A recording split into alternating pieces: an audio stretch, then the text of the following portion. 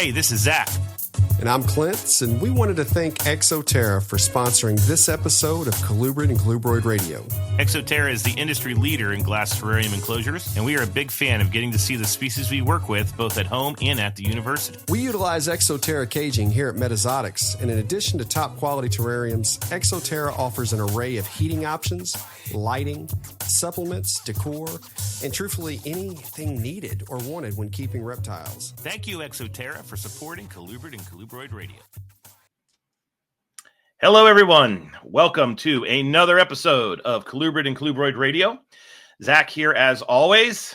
My brother from another mother, Mr. Clint Bartley. How are you today, sir? Doing well, my man. Doing well. Trying to dodge these storms that we've got out here. So hoping power stays on. No tornadoes this time. And we don't want that. Yeah. But, we all good. We don't want to do that. Have you guys been in a drought? We had been, yes. Yeah. We had a burn ban for a little while, which, we don't get too often out here. It happens every now and then, but we've now, since then, over the past few days, we've had down. I had a freaking waterfall in my basement. So, I mean, it's typical, kind of Midwest basements for, having water come in during heavy storms. That's not unusual. But what it was is there's a spot in the concrete where a pipe is screwed in to the concrete, right? And from that hole, water was just gushing. Now, I mean, it was it was heavy rains. We literally just had a new roof put on the day before. Oh, shoot. And we heard a dripping at our chimney. It's like, really? So they're back over today, this morning, getting that done. But when we went down there, yeah, I mean, it was, and there's really nothing I can do, about it at this point because it's coming through the ground. But yeah, I mean, Christina was like, there's a waterfall in the basement. Like, yeah, okay. Well, we'll try to get that sealed up once everything is dry. We need the rains you got, and we haven't.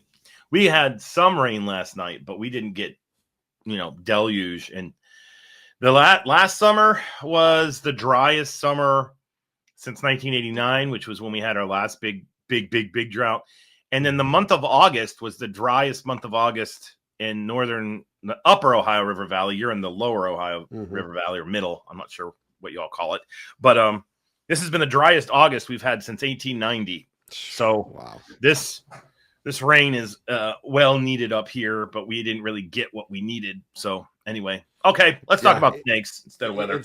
Well, I'll tell one more weather piece that was funny. Yeah, sure. Right as I'm getting on and plugging everything in tonight, they point out, hey, storms is starting, and we have wind flags out in front of the building. Reptile supplies, blah blah blah. Yeah. And I'm like, and if we don't take them down during heavy winds, I'll come in and they'll be snapped over or something like that. And they're not cheap. So I'm like, okay, yeah, go ahead and grab them, guys. Take them in the warehouse. And just about 2 minutes later, here comes Corey around the front, looking like a drowned rat. It's just soaking wet. She goes, this is what happened with just being out there for 30 seconds. And you're in here, Mr. Podcast Man.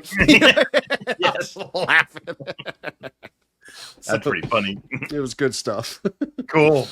So okay. Well, I actually have a couple post Colubridfest updates. But before I do that, I meant to say this during the Colubridfest recap show, and I didn't, and I'm doing it now.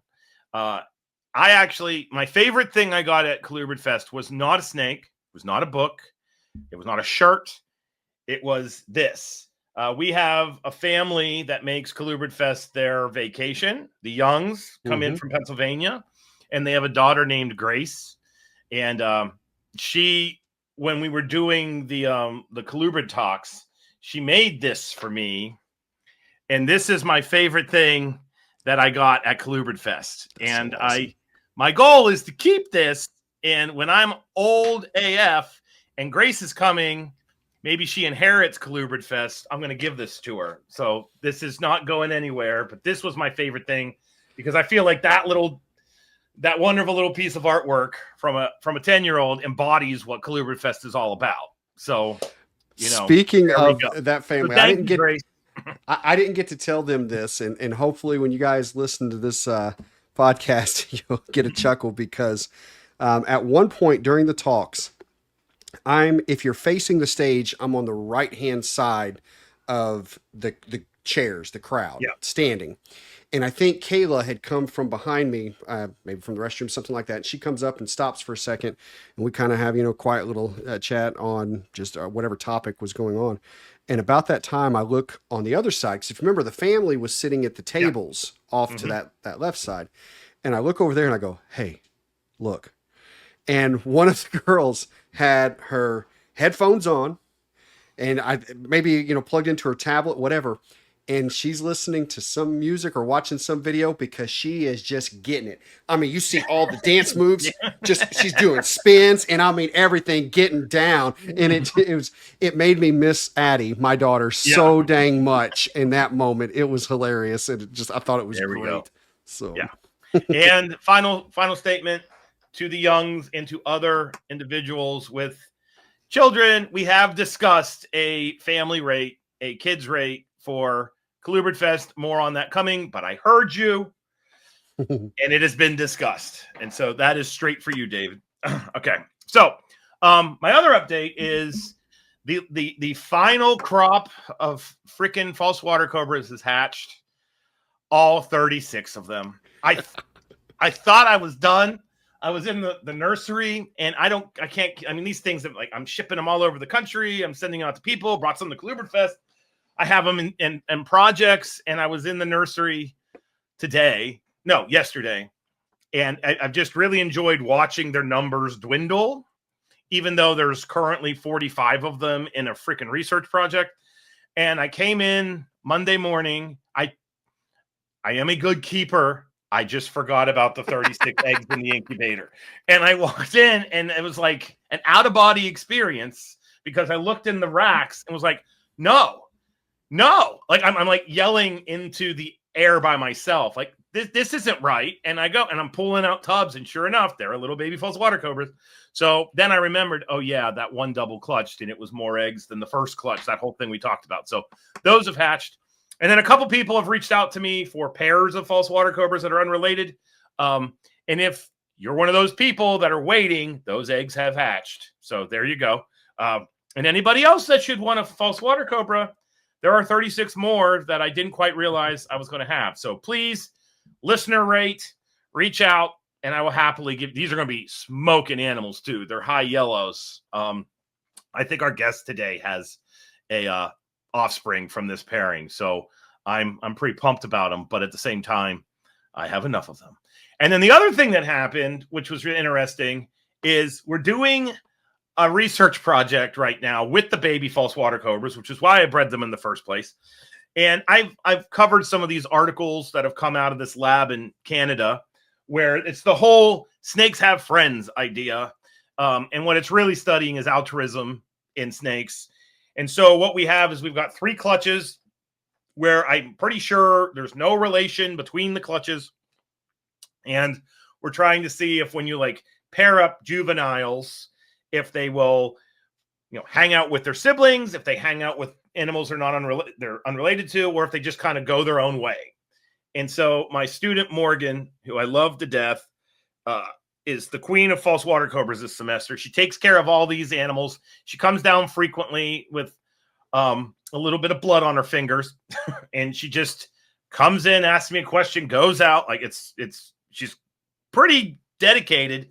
Well, on Monday, she came down and she looked like she had seen a ghost. And I was like, what's up? Like, whenever the students come in that way, I know something's going on. And we have these animals, they're cohabiting in these tanks as babies. And she got, are false water cobras cannibals? And I was like, well, I mean, in the literature they are. I've never had one eat another one. And then she goes, well, I think it just happened. And sure enough, we had a freaking baby false water cobra eat another false water cobra. And the one false water cobra, the one that ate its sibling, it weighed 39 grams. And the one it ate was 37 grams. They were not different sizes. And so Right. I don't know what the hell went on with that one, but now we're kind of like questioning this project. But just so you know, out there in false water cobra land, the babies will eat each other, and I have now found that out. Now we have several other pairs living together, and there's no evidence of that. I think what happened as an explanation, because scientists, I always question why. I asked how often they were being fed. I don't think they were being fed enough.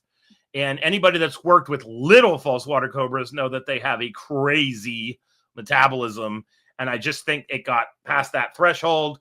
One saw the other one move, and it was just on. But the fact that, eating a prey item that is 98% of your mass is pretty freaking incredible. So 2 grams could have just been poop. Yeah, I mean, right. That's the same snake there. Yeah, that's same size snake. So. Yes. So that was kind of insane. And then the Mexican hognose snakes, my last clutch of hogs hatched. So these are like the gray bands of the hognose snake world. They oftentimes choose death over life, and they are so damn small, so small, intimidatingly small. But a friend of the show, Chris Painjob, he hatched out a clutch of Kennerlii, and he used Campbell's chicken noodle soup to scent the pinks.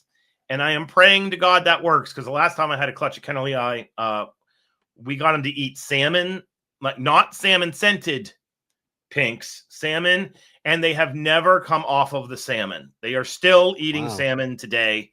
And if you want to talk about a heinous pile of snake crap, you should see what salmon-induced snake crap looks like when it comes out the back end of a hognose snake. It's rough. So I don't want to do that. But those are my 2 big updates. And then I guess the final thing is, I want to one more time. If you were at Colubridfest and I seemed like a little bit off, I was sick. I think it was Thursday of last week when I woke up in the morning and was like, what the hell happened? I told Clint, I think I got my brain back finally. So I don't know what the hell I had, but I had something, and I just felt off the entire weekend, and now I'm kind of back to normal.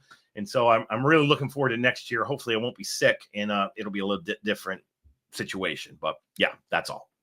Okay. We talked about it, and I think that I've had this little cough, but I've not been sick. However, that weekend, and when we're saying this, don't think we're saying anything negative whatsoever. No. But Colubridfest it's a lot, on the 2 of us as far as everything leading up to it. And same thing with Mickey. Actually, I just talked to Mickey today. He was on his way home for the first day since Colubridfest. He hadn't been home yet. But it wasn't until Wednesday that it fully caught, because I didn't have a day off. I was get up and have to. I went straight into teaching on Monday. Right. Well, so Wednesday was my day off, and like I told Zach, first I get up at 5:30 no matter what. It doesn't matter how late I am up, and we're talking no alarms. I am up by 5:30. Just happens. Wednesday, 7:00. Now I know for a lot of people they're like, a big deal. That's a big deal for me to sleep until 7. Well, then I get up. I don't go to the gym. I don't really go do anything. I think I got my hair cut maybe, but I sat around. I did some work on the computer until I kept nodding off, in my recliner with my laptop, and we're talking at like noon. And so I sleep on and off for about 2 hours then. And I remember, I've got to go swap laundry in the basement. So I go downstairs and I realize, crap, the wash machine still has, like 10 minutes left. Well, the kids have this big, massive beanbag chair down there in the basement. And I thought, well, I'm just going to lay on this for a second and wait for this laundry to finish. Lay down on my stomach. Boom. I'm asleep for another 45 minutes on this beanbag. What is wrong with me? Man, but yeah, I think it just all kind of caught up at that point. So that's good. That just kind of shows us we put a lot of energy out there, this weekend. So it was fun. As far as updates out here at Metazotics, I've got to turn off 2 incubators. Oh, We there were you out go. of all bearded dragon eggs. We are out of colubrid eggs. All those are now hatched for the season. I still have the ball python incubator running. I think we've got 7 clutches or so left in there, and then we can officially call it a wrap. On this season's production, and I think Corey's probably happy about that. But some of the new animals that we're getting going is, as I mentioned on the last episode, we had the Barons hatch, and half of them have already eaten. And Good. she's getting all those rolling. We picked up 15 gray bands at Colubridfest, making sure all those are eating strong, and as well as a lot of the other things that we brought home. All those are still in quarantine, and everybody's looking great and doing well. So that's keeping us happy. Personally, out here, we've been doing a lot of process generation, meaning we're looking at ensuring things are getting streamlined and done properly. It's kind of, I think my mindset for 2026 is, while I always have to look at revenue growth, obviously, I'm looking now at, we've got a pretty solid foundation built out here. We've invested a lot back into the company over the first 3 years. So next year it's going to be more about, I don't like saying cutting expenses because that kind of it has a negative connotation. It's more on making sure the money we're spending is making sense and we're getting the best bang for our buck. So I want to commend Wendy and Anna out here, because the two of them in the Chandler location and Ox in the Henderson location have really been hammering down different ways of us doing things or monitoring things or timelines and putting all these pieces in place to ensure that we're getting the most out of each day. If we're having a slow sales day, we should definitely be really far ahead on projects. And so, commending them, because getting this stuff in place now is obviously going to make 2026 even better. One of the things I've been working on is trying to start mapping out my 2026 show schedule.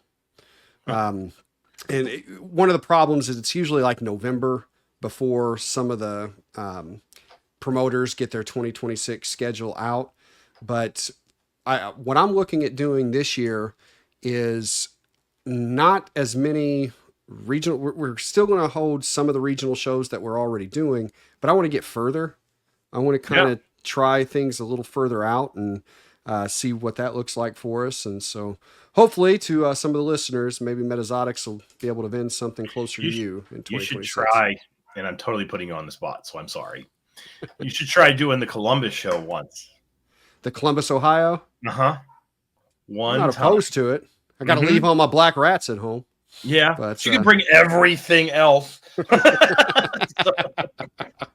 I'm not opposed to it. You could be right across the way from the Zirkles and John. We always have a good time with that. So I may make a note of that right now. Okay. I'll look into it. All right.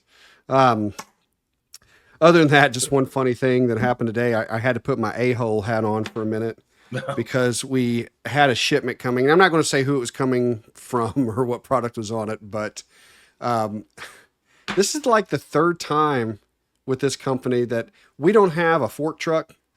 Yeah. And they have to have a lift gate if they're dropping off to us. It's just part of it right now. And this is like the third time in probably the past 2.5 months that this company has sent a truck without a lift gate. And this time it had 5 pallets on it. Holy hell. And so I go, no, no, you're going to have to take it back. And I don't know how far they had to take it, but they had to turn around this semi and take it all the way back wherever they loaded from, because there was no way I was having my people or myself unload 5 pallets by hand because they didn't send what they were supposed to send. But somehow, miraculously, this guy made it back by 5:30 today. With wow. So wherever he was going, it wasn't too far. Probably Louisville or something. I don't know. But that was just kind of comical to me. Come on, man. Man. But that's about what I've got. Yeah. And it's not, I mean, we tell them every time, and it's in my account. Liftgate. Yeah. Come on. This is on you. So, and honestly, and you'd think it would make the driver mad, but nope, because he did not want to have to unload 5 pallets by hand. Oh, So hell yeah. We were like, we're not doing that. He's like, no problem. Cool. Okay. I don't remember what we said before I hit the record button. Who's going first? We got a science update. All right, I'm going first. So, science update today brought to us by our good friends Caleb Ben and company at Rare Genetics Inc. As always, send them your shed skins so that way can do the good work that they do and come up with these morph tests for all of us that are into the morphs. I will honestly say I was not a morph person. I am undergoing what I'm referring to as my second revision of the collection, and I am downgrading the lamps and some of these odds and ends that I have accrued and basically getting very focused on Pitchophis because I wanted to be focused on Pitchophis. I just couldn't keep the damn things alive. Now I have mechanisms to do that, which is great. And the morphs are pretty awesome. I don't know what. I am a sucker for a yellow, red, white, and pink snake. So I'm kind of getting into this morph game a little bit with them, and it's been cool. And I have wondered what's causing the genes here. And I oftentimes think, Ben, you've got some work to do. And I have every intention of sending him sheds for the various gophers I have and some of these bull morphs that I've got. So you do that too. If you also want to get your snake sexed and you don't have a probing kit, they can pretty much sex, to my understanding, any snake because the chromosomes associated with sex and snakes doesn't change that. I don't think it changes actually between the different gender. I could be wrong on that, but I'm fairly certain that's certain. And it's only like $25-$30. It's not that expensive. And I would argue if you're a breeder and you've got those little worms, by all means, you got a shed, send it off. They can use the shed to sex your snake, and they can use the shed to do the morph thing that we all want them to do. So that's Rare Genetics Inc. Okay. We had a Patreon call, and when we had the Patreon call, I had talked to the people, our collaborator contributor group. Do you want me to do more books? Do you want me to do more articles? And in that call, they pretty much said, I'd like it if you did more articles. So to you, I am sorry because we are doing a book, but it's validated and justified because this book just came out. I think it came out like a month ago, and I've been drooling, stalking this book, and I bought it. I bought 2 copies. I bought one for school, one to stay here. It's like $27 from Eco, and you probably know what I'm talking about. But here it is, The Northern Pine Snake.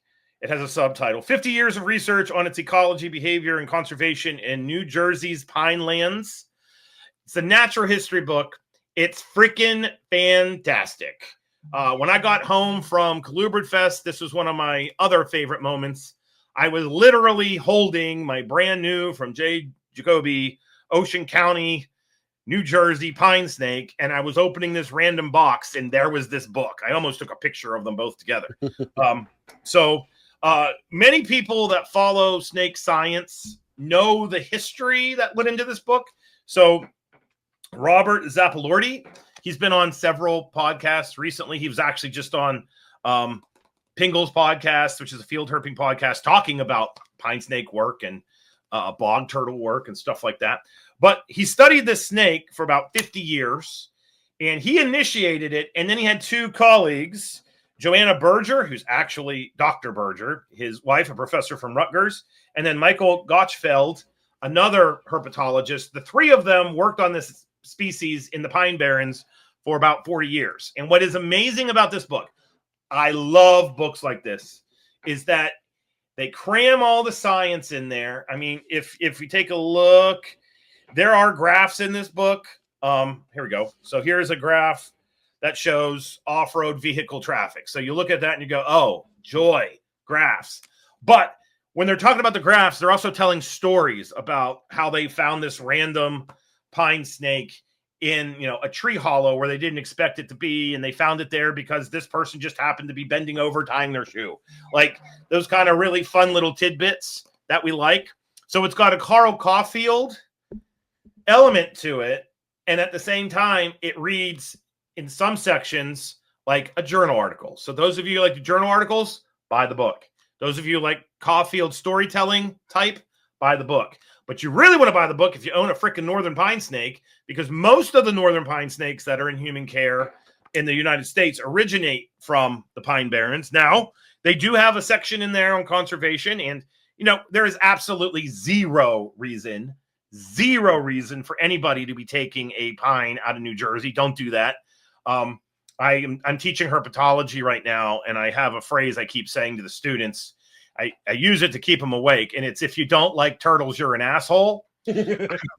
Okay, which is true, by the way. It is, yes. Yeah. Like, only an asshole doesn't like a turtle. Only an asshole will take a pine snake out of the Pine Barrens at this point in time, because we've got enough of them in human care that there's no reason to do that. But anyway, so get yourself this book now. Now, what is the name of the book again? The name of the book is Natural History of the Northern Pine Snake, 50 Years of Research on its Ecology, Behavior, and Conservation in New Jersey's Pinelands. Okay? Gotcha. Okay. Here's why you need to buy it now. We all know how these things work. A certain somebody, me, published a book. It came out. And a lot of people were like, I'll buy that in a year. And then the damn thing sold out. And the next thing you know, my book went from being $55 as a hardcover to, for a little while, shocked me to hell and back, it was $150.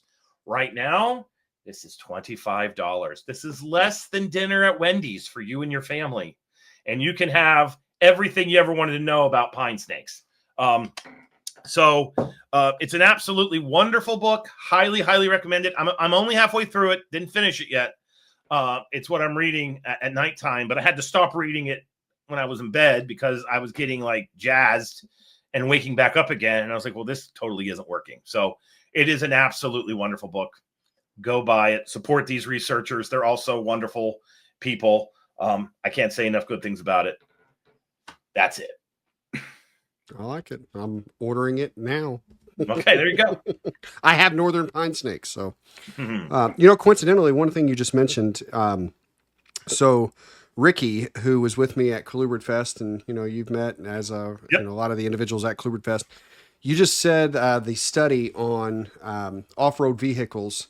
Yes. And what Ricky's stepdaughter is actually doing that in Tennessee right now. That's what she's working on, is the study of, how that's affecting the movement of different animals. And I think primarily talk about that at length, dude.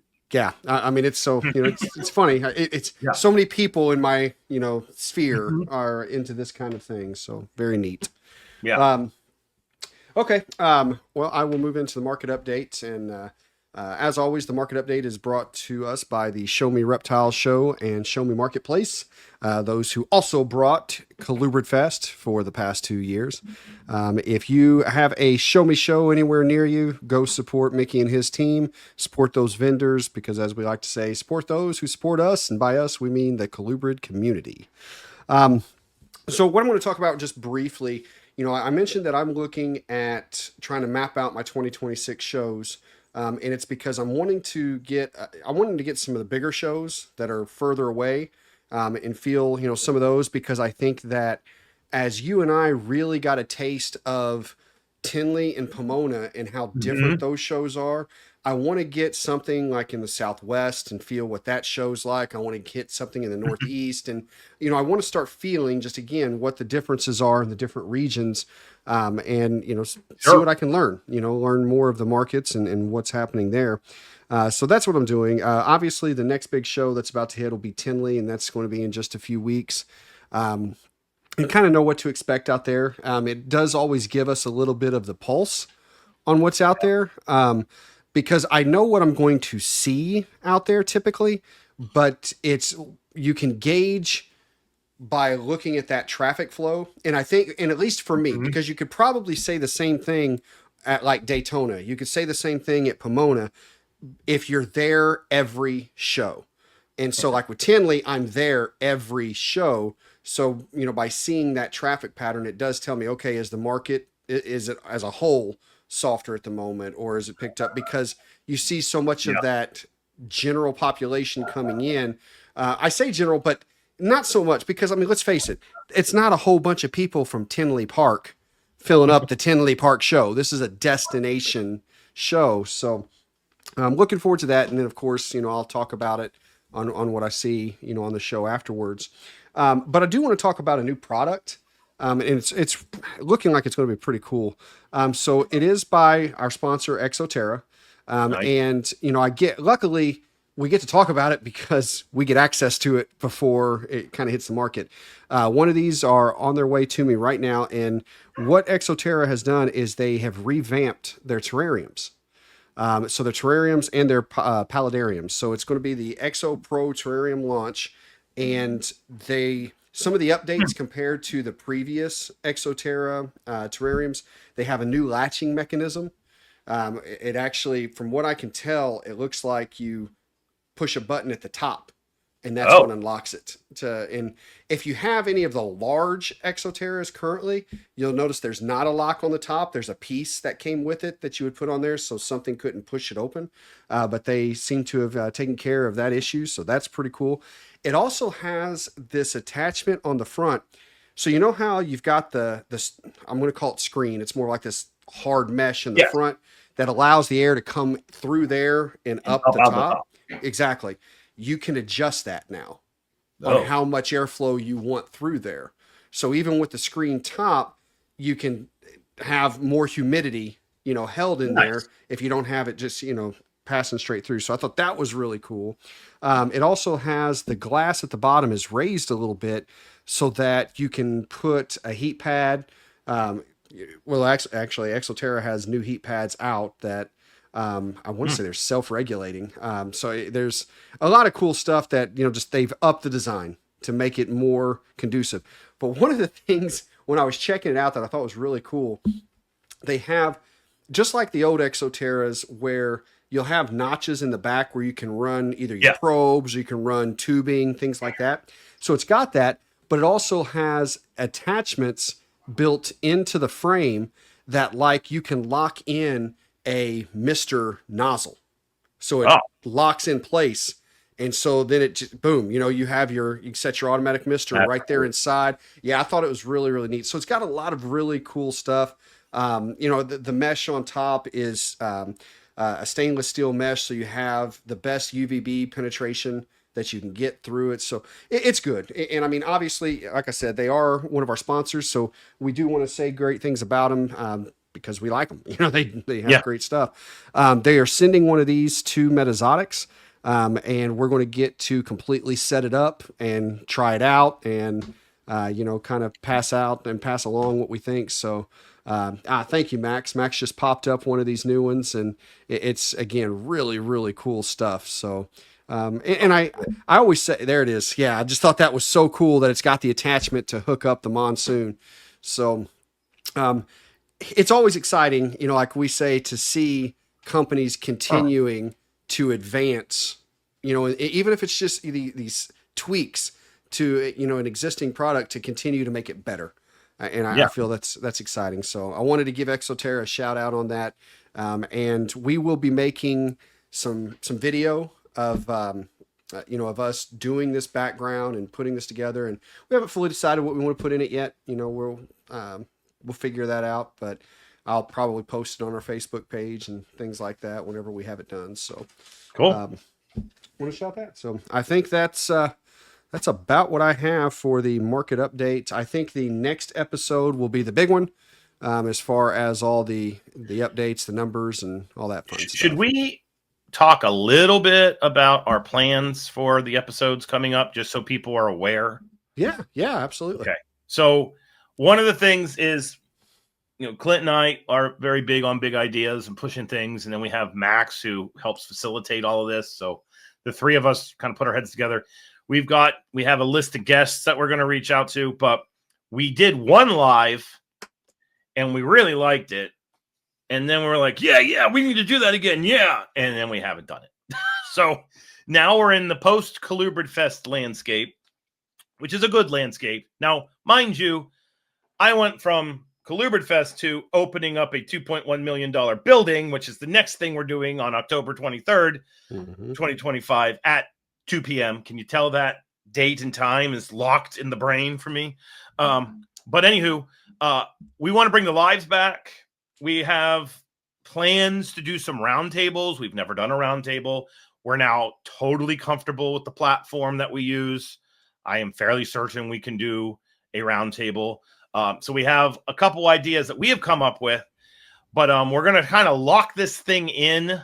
I think it's fairly safe to say that it will be on Tuesday evenings. I don't want to say the time just quite yet, because I also teach on Tuesday evenings and have to there's like a 30-minute time frame between me getting from campus back to my house and we're recording. So and there's also times that our guests need an extra half an hour. So basically it'll probably stay on Tuesdays unless our schedules change to where we have to move it to another day.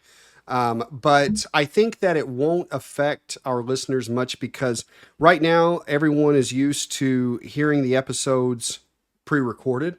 Yeah. And, kind of getting to them when they get to them. So I think what it'll do is, if you're able to catch it live, fantastic. Sure. If not, one of the things we are adamant about is while it will be fun to be on live and, if you throw a question out there, we should be able to answer it and get to it.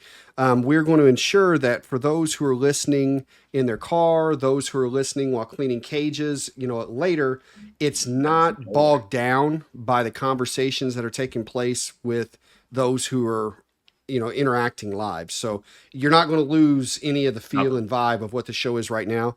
With that being said, I think that it's very soon, possibly as quick as the next episode, the show will basically be live unless we have to pre-record for scheduling conflicts and things like that. So that's kind of, one of the adjustments for sure. That's coming. So we have evolved. We are not intimidated anymore. Because we have Max. We have Max. Let's be real. So anyway, but yeah. So and we want to give back to our community, like we said, and we have plans to kind of push CCR to levels that hasn't gone yet, and that's one of the very first steps. So expect this being announced on our social media feeds. So on Instagram, Facebook, you might want to like our page if you haven't already or follow it because that's where we'll be putting the announcements as to when the lives are, who the guest is, all that kind of good stuff. Cool. We also have ideas that may help with some of those announcements, and having more of that and having more of a presence. That's the three of us will be chatting more about those real soon. Another thing that is, we'll call it CCR adjacent, that we'll go ahead and kind of toss out there is now that we keep saying post Colubridfest because that took up so much of our energy and efforts. But now, especially with the funds that were just raised at Colubridfest, over the next probably 60 days, Zac and I will be locking in a board of directors for the CCR Conservation Corp. We want to have, other individuals who know more about this kind of thing than we do. Because we say it like this, when it comes to the conservation fund right now, each of us has our skill set that we bring to the table to help it succeed. Mine is fund generation.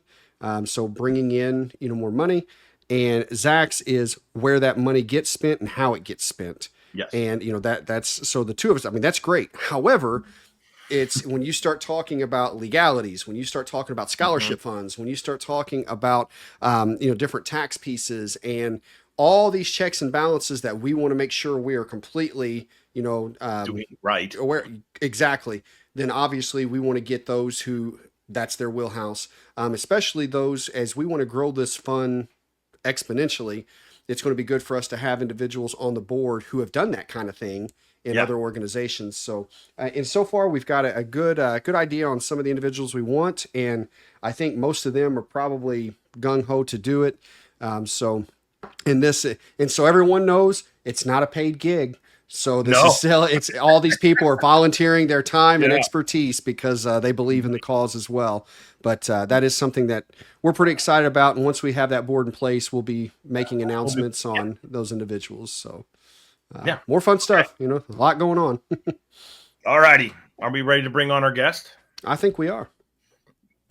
Okay. So who sponsors our guest, Clint? I was looking down at my notes here. You caught me. All right, so the guest portion is always brought to you by ReptiChip. ReptiChip has several products that Zac uses, I use. I like to use the ReptiChip and the ReptiEarth here for a ton of our bedding and nest boxes, and I know Zac likes to use it for his incubation media.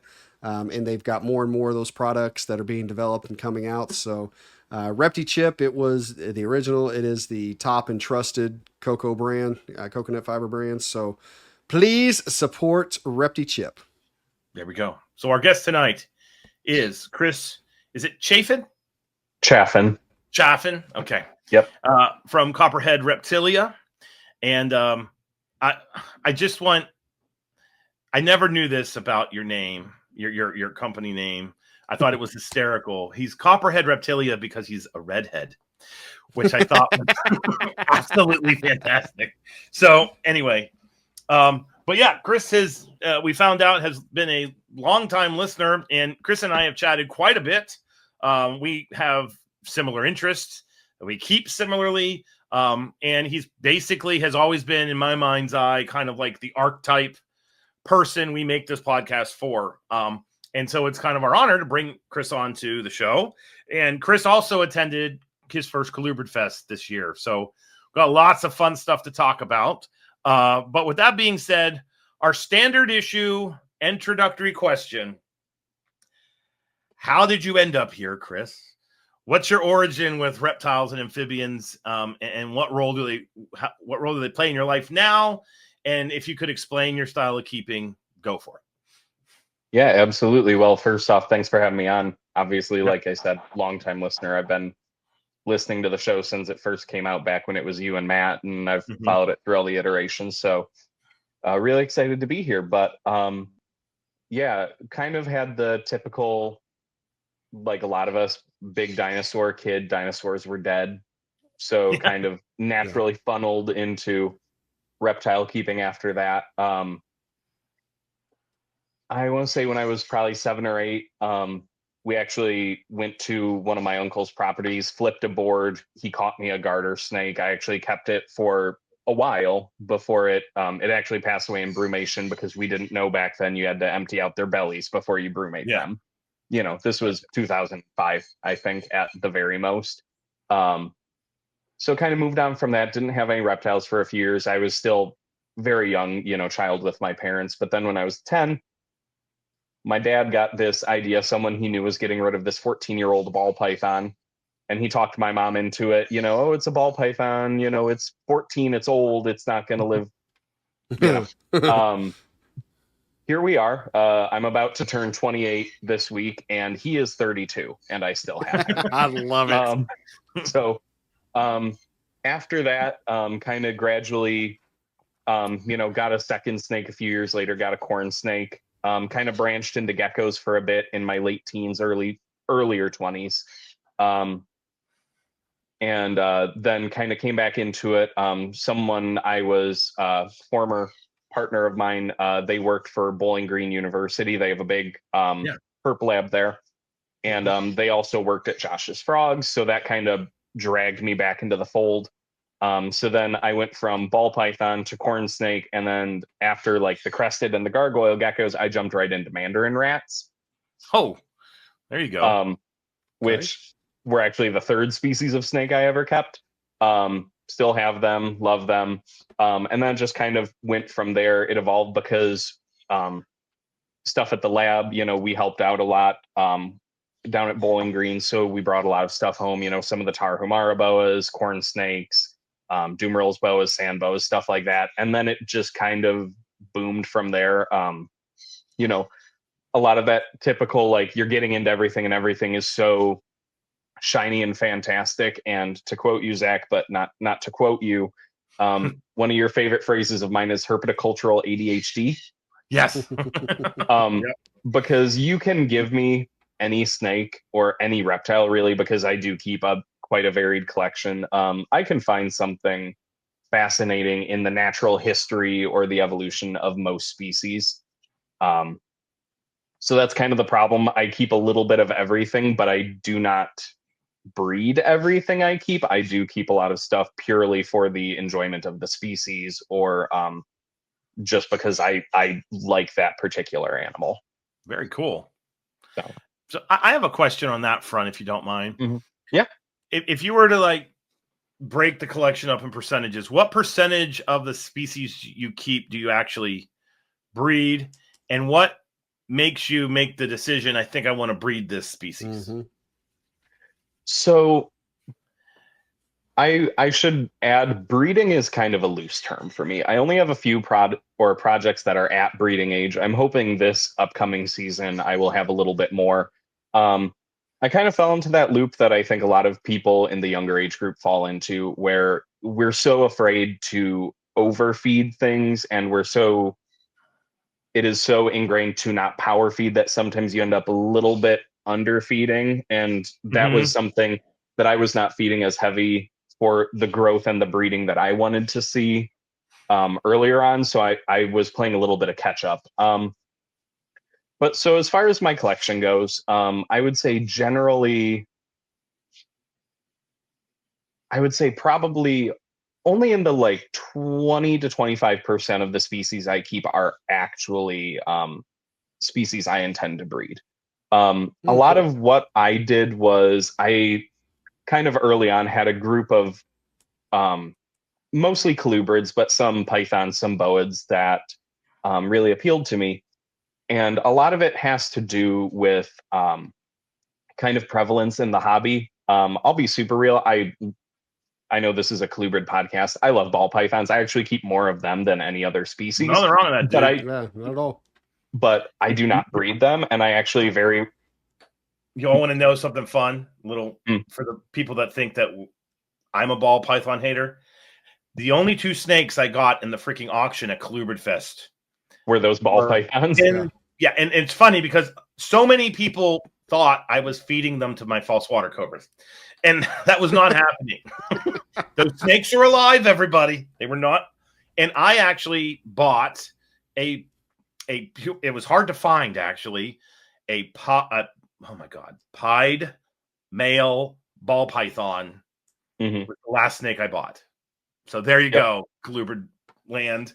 I've always wanted one of those. I remember being at the Columbus Reptile Show and seeing one when it was like $15,000 on Don Hamper's table. It's just nostalgic to hell and back. I kind of always wanted one. My son likes ball pythons. I was like, well, just pull the trigger. So there you go. So I get it.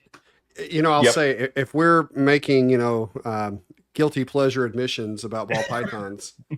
So this year, while there's been new species that I got really excited, like the Barons, and that's always like the real pinnacle for me each year is when there's a new species that hatches out that we've never bred before, because I really feel accomplished. Next to that, the clutches that I was the most excited to see were ball python clutches, and it was simply because I was just kind of throwing stuff together. Like, I mean, okay, you've got 5 genes, you've got 5 genes, codoms, let's see what the hell happens, and threw it in. And so then you get all these eggs that, I'm popping up and I'm like, I don't know what you are. And I'm going into these deep research projects trying to figure out, well, does it look like it has this? Does it look like it have that? And then, so, I mean, those were the most fun for me this year to see pop out, because I didn't know what any of it was, so so it was different. So no, we're not ball python haters. No, not here. So go for it. How many do you have? Sorry, I'm thinking, because I have one rack that just has 10 in it. And then 10. I want to say because all of them are kind of at the point where when I got into it, really heavily back around 2018 to 2020 ish, and I really went full force into things. I really actually wanted to breed ball pythons. Then you have that mental thought process of these live 30 to 60 years and everyone else is doing it, and do I really want to produce a banana pinstripe when so many of them are out there? So they all kind of got downgraded at that point to pets. So I want to say there's around 20 of them at this point. Usually when they're in the juvenile up to fairly, I don't want to say fairly large, but subadult size, I use the 36-18 rack tubs for them. And then anything over that actually goes into a 4-foot. So I have several that are actually in like 4x2s. But for me, it's, you know, they're nostalgic. Kind of like you said with Don Hamper's table. I remember there was a local shop to me as a kid that had the $2,000 albino. I remember when the Bell came out, you know, and I remember just being like, oh my God, it's the pinnacle. And now, you know, a Bell is a $200 snake. But but yeah, so going back to what you said, probably only about a quarter of the collection, because the stuff that I keep versus what I breed is very different. Like I really try to not produce anything that is super overpopulated in the hobby, because I think, you know, the market for every species is unfortunately finite. So I think you kind of have to be a little bit careful with what you produce, and also not flooding the market. You know, there's a lot of species out there that I think are, you know, should not maybe be as common as they are. So that's why I focus on things like, you know, I don't have large breeding groups either. Sorry, I kind of pivoted there for a minute. I don't keep super large breeding groups of most of what I breed. It's kind of like a pair or a trio. The only things I'm kind of amassing groups of currently are some of the pine snakes, the Slowinski and prairie king snakes. No, nice. Yeah, That is nice. Yeah. Yeah, I'm tracking down every prairie king snake I see. But so of all the king snakes, you're choosing the brown ones. Yes. Yeah. Why do you think I brought him on? So I think one of my favorite quotes, Zach, is the one in your book about brown snakes. Okay. Because that I do like a good brown snake, but yeah, just really working with stuff that is not overpopulated, stuff that's a little bit more niche. Because the other thing that I forget if it was, I don't think it was you guys, but there was a podcast that said, like, if every person in the hobby produced one uncommonly produced species, you keep that species around. So in my brain, if it's something that I, as a keeper, have enjoyed keeping for one way, shape, or form, I feel like if I have the capacity to just house a pair and produce some progeny, get them out into the hobby, get them to people who want them as pets, want to speak the good graces of the file snake and the prairie king and the Sloinsky, or, you know, just getting stuff out there to kind of keep it around, but also doing my due diligence to try and, as much as humanly possible, get unrelated healthy stock and kind of make the bloodlines as diverse and strong as we can make them. I love that. Oh, absolutely. And to be honest with you, I give crap about brown snakes, but prairie king snakes I actually am pretty fond of. So I really dig them. And it honestly is probably, and it might be because of a lot of the local regulations, because of where they're at and as far as native species pieces. But I think as far as Lampropeltis go, you know, North America, the king snakes, that's the one I see the least available. I do not see many of them at all. Not in, you would think, okay, well, morphs, you'll see. No, I don't even see the, you know, albinos. It's rare that you see them available anymore, or at least on shows. They may be available online, but I think it's really kind of got to the point where if you're someone who is breeding prairie kings, you probably are selling them prior to them ever hitting the market. You know, there are already people who are looking for them because they're just not readily available. So no, I do tip my hat for you, you know, working with them. I do like them. Sure. So. Yeah, so, they're definitely, oh, sorry. No, go for it, man. I didn't know. Oh, I was just saying I didn't even know what they were until about 3 years ago. I was at my local show and there was one single wild type on a table for $60. And I was like, whatever. King snakes are cool. I've never seen that thing. Brought it home and I was like, these are the most tame, non-bitey Lampropeltis out there. And I've got a wild type male, an albino female that is potentially a hypo albino. Nice. And then I have a female het hypo, and I'm working on potentially getting some striped albinos.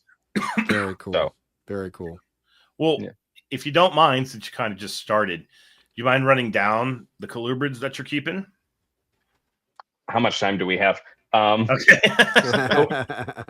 So if we bust it down, a lot of what I keep, if you break it down by like a species, subspecies level, it's like dozens of species, but then you'll realize I keep a buttload of North American rat snakes. I keep a bunch of kinks, and a lot of it's North American. So as far as like Pantherophis, I have Western fox, Gray's black, Nice. Gulf hammock, Everglades yellow, bear dye, Slowinski eye, emery eye, thorn scrub.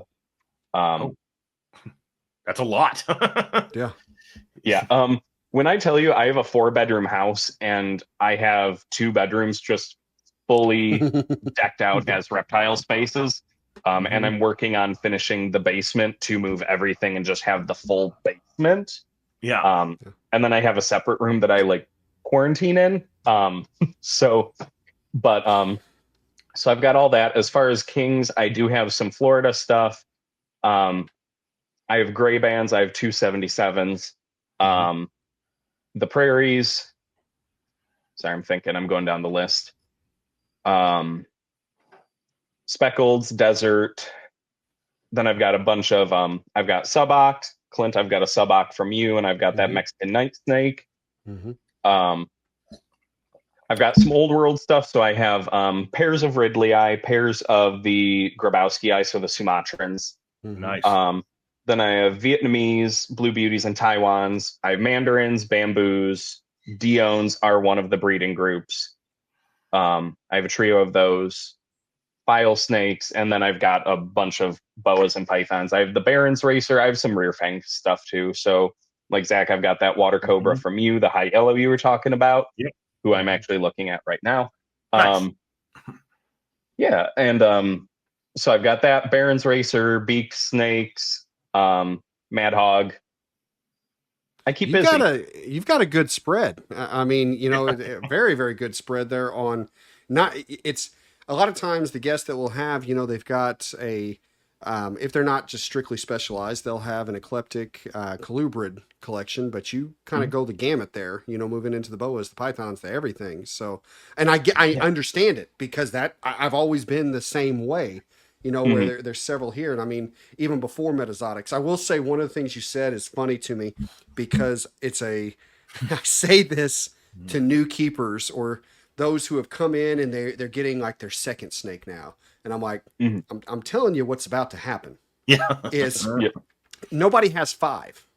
You go from 4 to like 19 real fast. And I said, what happens is you start off with a cage and then that cage becomes a corner. Then that corner becomes a wall. Then that wall becomes a room.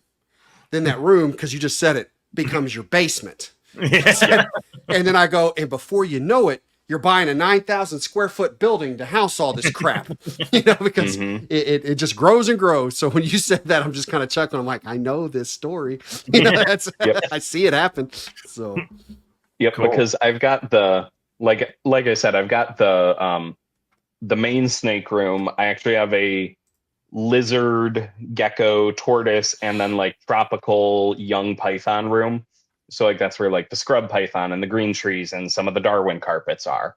And then I do have for animals that are like safe and everything, like where I'm sitting right now, I have my stack of 6-foots with a couple 3x3s on top of me, just because I do also enjoy having some animals out where I can see them if it will not stress them out, and kind of having display enclosures through parts of the house as well.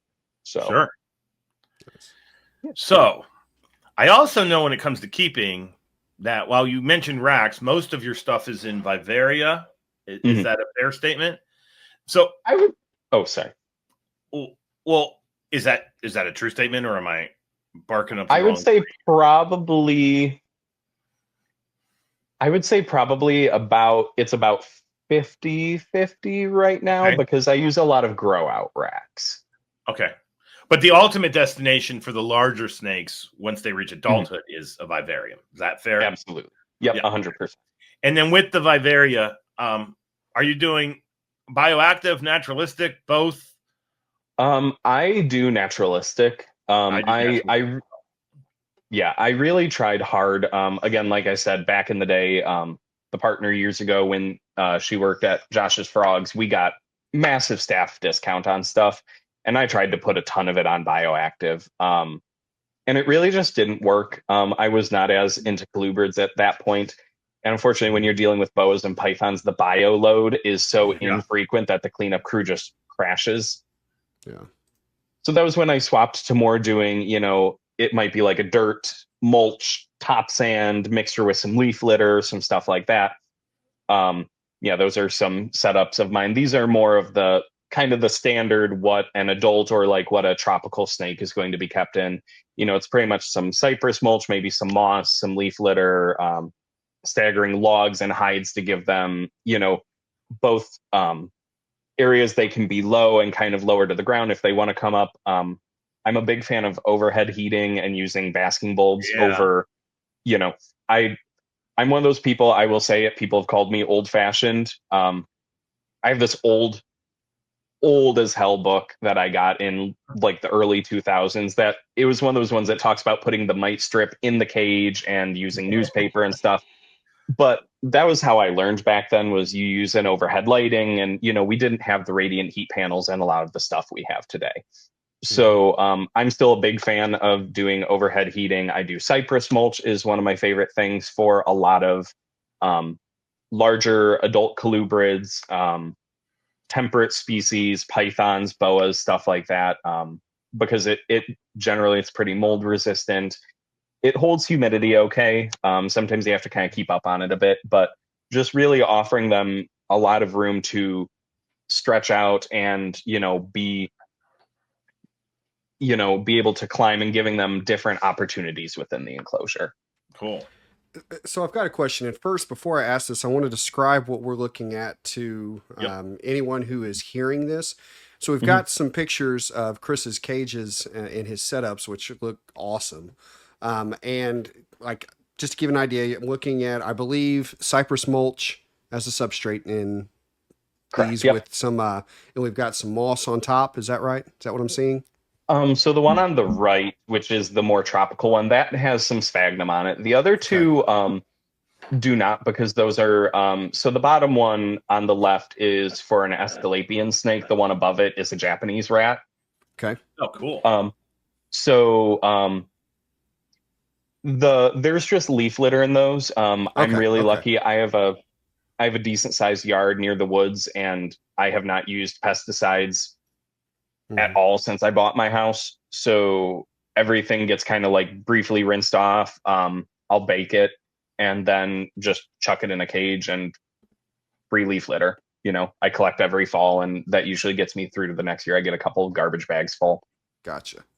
Okay, so we're looking at cypress mulch as the substrate with a kind of a layer of leaf litter on top of that.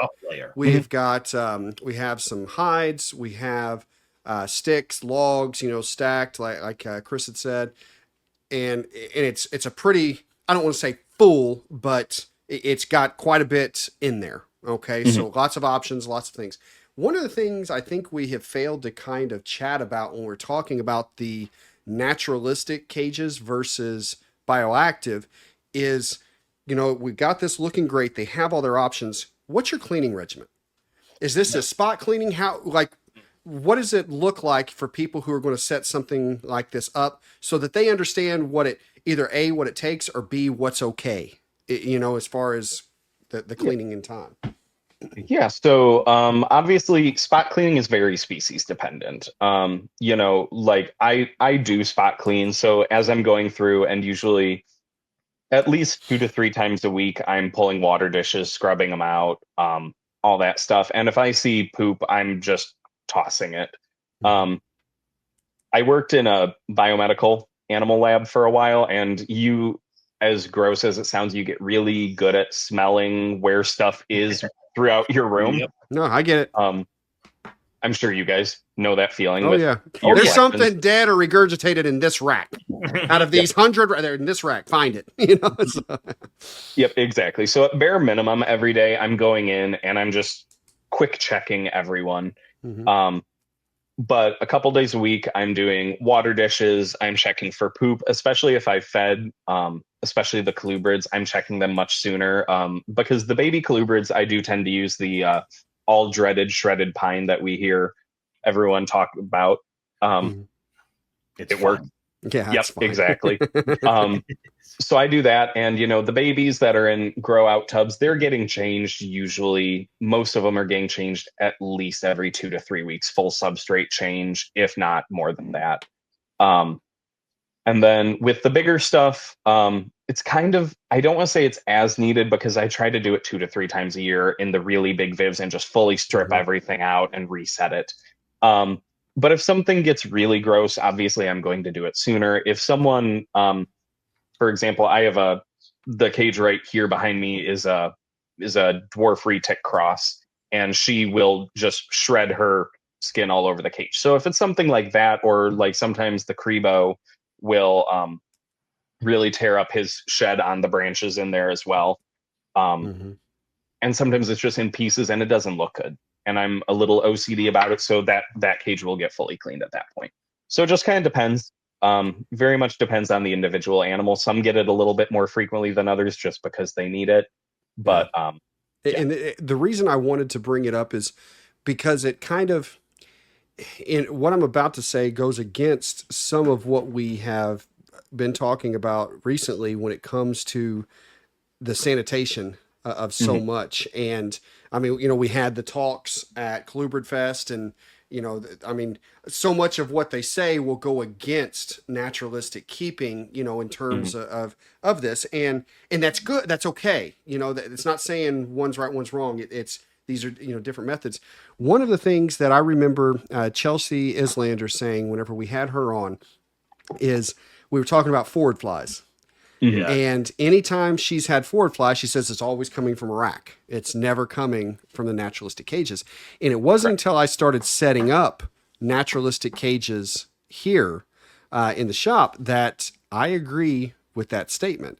Anytime I'm dealing with forward flies, it's when I pull open a rack tub, and it could be a 2-hour-old poop and it's already got them all over it. Where in the naturalistic enclosures, and it may just be because there's more space, there's more airflow, there's more whatever, I'm like, oh, well, here's a dried turd that has been here for 5 days and we didn't see it, and there's not there's no signs of a fly, there's nothing, and so it's almost something in that naturalistic setup where I think that there's some of the things that get possibly broke down, in a way that, it's I don't want to say it's nature cleansing itself, but it seems like they are still able to thrive very well. I mean, obviously they live in things that look like this, but it doesn't necessarily have to be as sanitized as what we may be keeping things in our racks whenever it's in that naturalistic setup.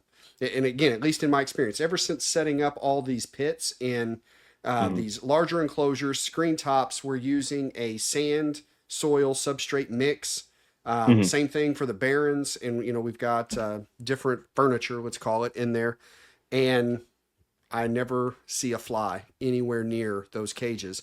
And partially now, given those are set up as arid, so it does dry up, anything pretty rapidly.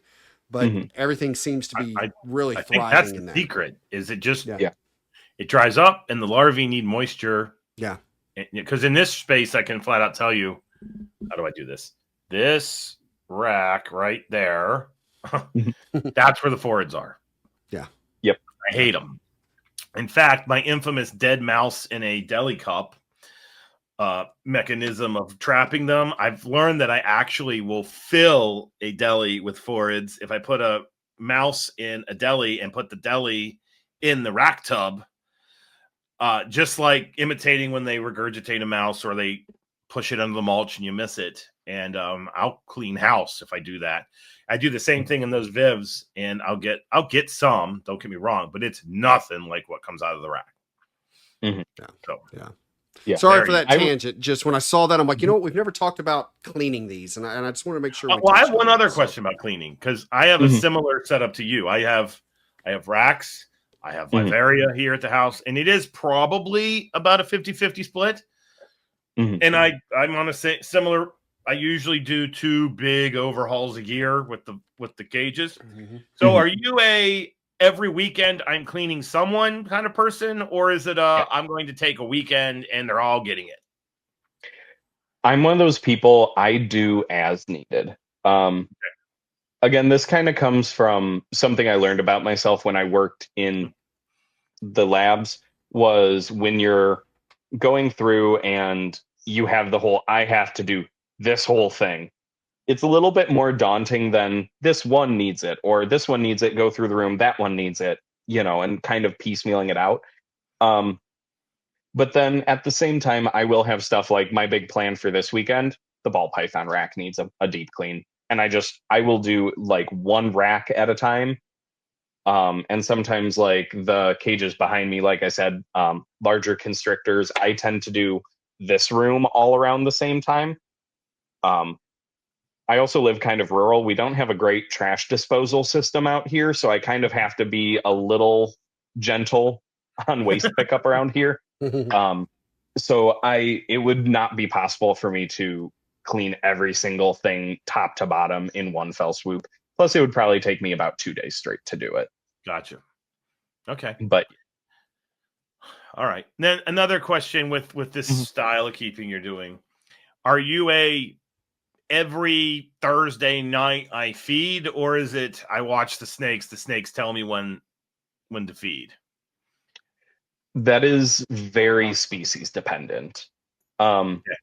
So again, very, very varied collection here. Am I cool to branch into like pythons and boas a little bit? That's fine. It's all about learning different techniques. So, I mean, even if we're going to an outside species, I think that's completely relevant. That's fine. Okay. So when I get like baby Pantherophis, baby Lamprepeltis, like anything Pituophis, things like the Pituophis, the beauty snakes, files, trinkets, these are the guys that I keep that need to be fed weekly. Same with like the Crebo, the water cobra. There's a king rat bunking around in here. Again, I have a little bit of everything. I'm sorry. But so these are the ones that are kind of on my like weekly roster. There's a lot of stuff that as it gets to adults, if it is like a pet and I know I'm not going to breed them, I do feed them more on like a maintenance, like every 10 days you're getting an adult mouse instead of every 7. Or, if they, I do tend to, again, living rural, a little bit older house, temps naturally drop in my house over winter. A lot of stuff gets fed, like if it gets fed, it might be like once a month over winter. And so then like this time of year, I'm kind of starting the wind down into, I'm giving everyone like a last big meal or two, and then it's going to taper off. So that also helps a lot. A lot of the North American stuff really slows down. The boas and pythons tend to not eat as much. But like right now I'm looking, my Crebo and my water cobra see me sitting here and they're going nuts in their enclosures. And I'm like, yeah, it's been about 6 days since you guys ate. I'm going to go thaw out frog legs when we're done here. So it's very species dependent. If I see, like my Dumeral's boa out and starting to move around, I know she's hungry. I know if this here is actually a subadult Woma in there. If I see her moving, she's hungry. I haven't seen her move in a week or so, So Fair. Cool. Yeah, so just try to do that. Let the snakes tell me, but then there are others where when they're young, I'm like, I'm gonna make sure you eat every week until you get some size on you. I like to see a little bit of growth in the first 3 to 6 months, see some marked growth, and then it kind of tapers back a little bit, but then they still stay on weekly for the most part. Okay. Gotcha. Are we ready to kind of get into specifics here? So am I, because I know there's some stories here that I'm looking forward to. So you want to tell them what we're after? Yeah. So we brought Chris on. If you look at my little subheading, if you're on YouTube, it says Slowinski are better than corns. And the reason for greater than corns is Slowinski. Truth be told, many of you know this. They are my favorite Pantherophis species native to North America. On Justin Smith and Chris Painchab's show, I did. That might be the longest podcast I've ever recorded. They brought me on to talk about MRI, and Chris just kept asking questions, and I just kept answering them. And the next thing you know, I think it was like 3.5 hours went by. I love that episode, by the way. I know the one you're talking about. It's going phenomenal. and going and going. It was insane. But a while back when I was trying to decide what snakes I was going to get into, and you'll understand why I'm talking about me while we have the guest on here in a second. Sloinsky, I was very high on my list because they were obscure.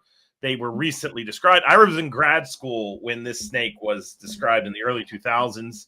It's named after Slowinski, who's the guy that rather infamously died on 9/11 after being bit by a crate.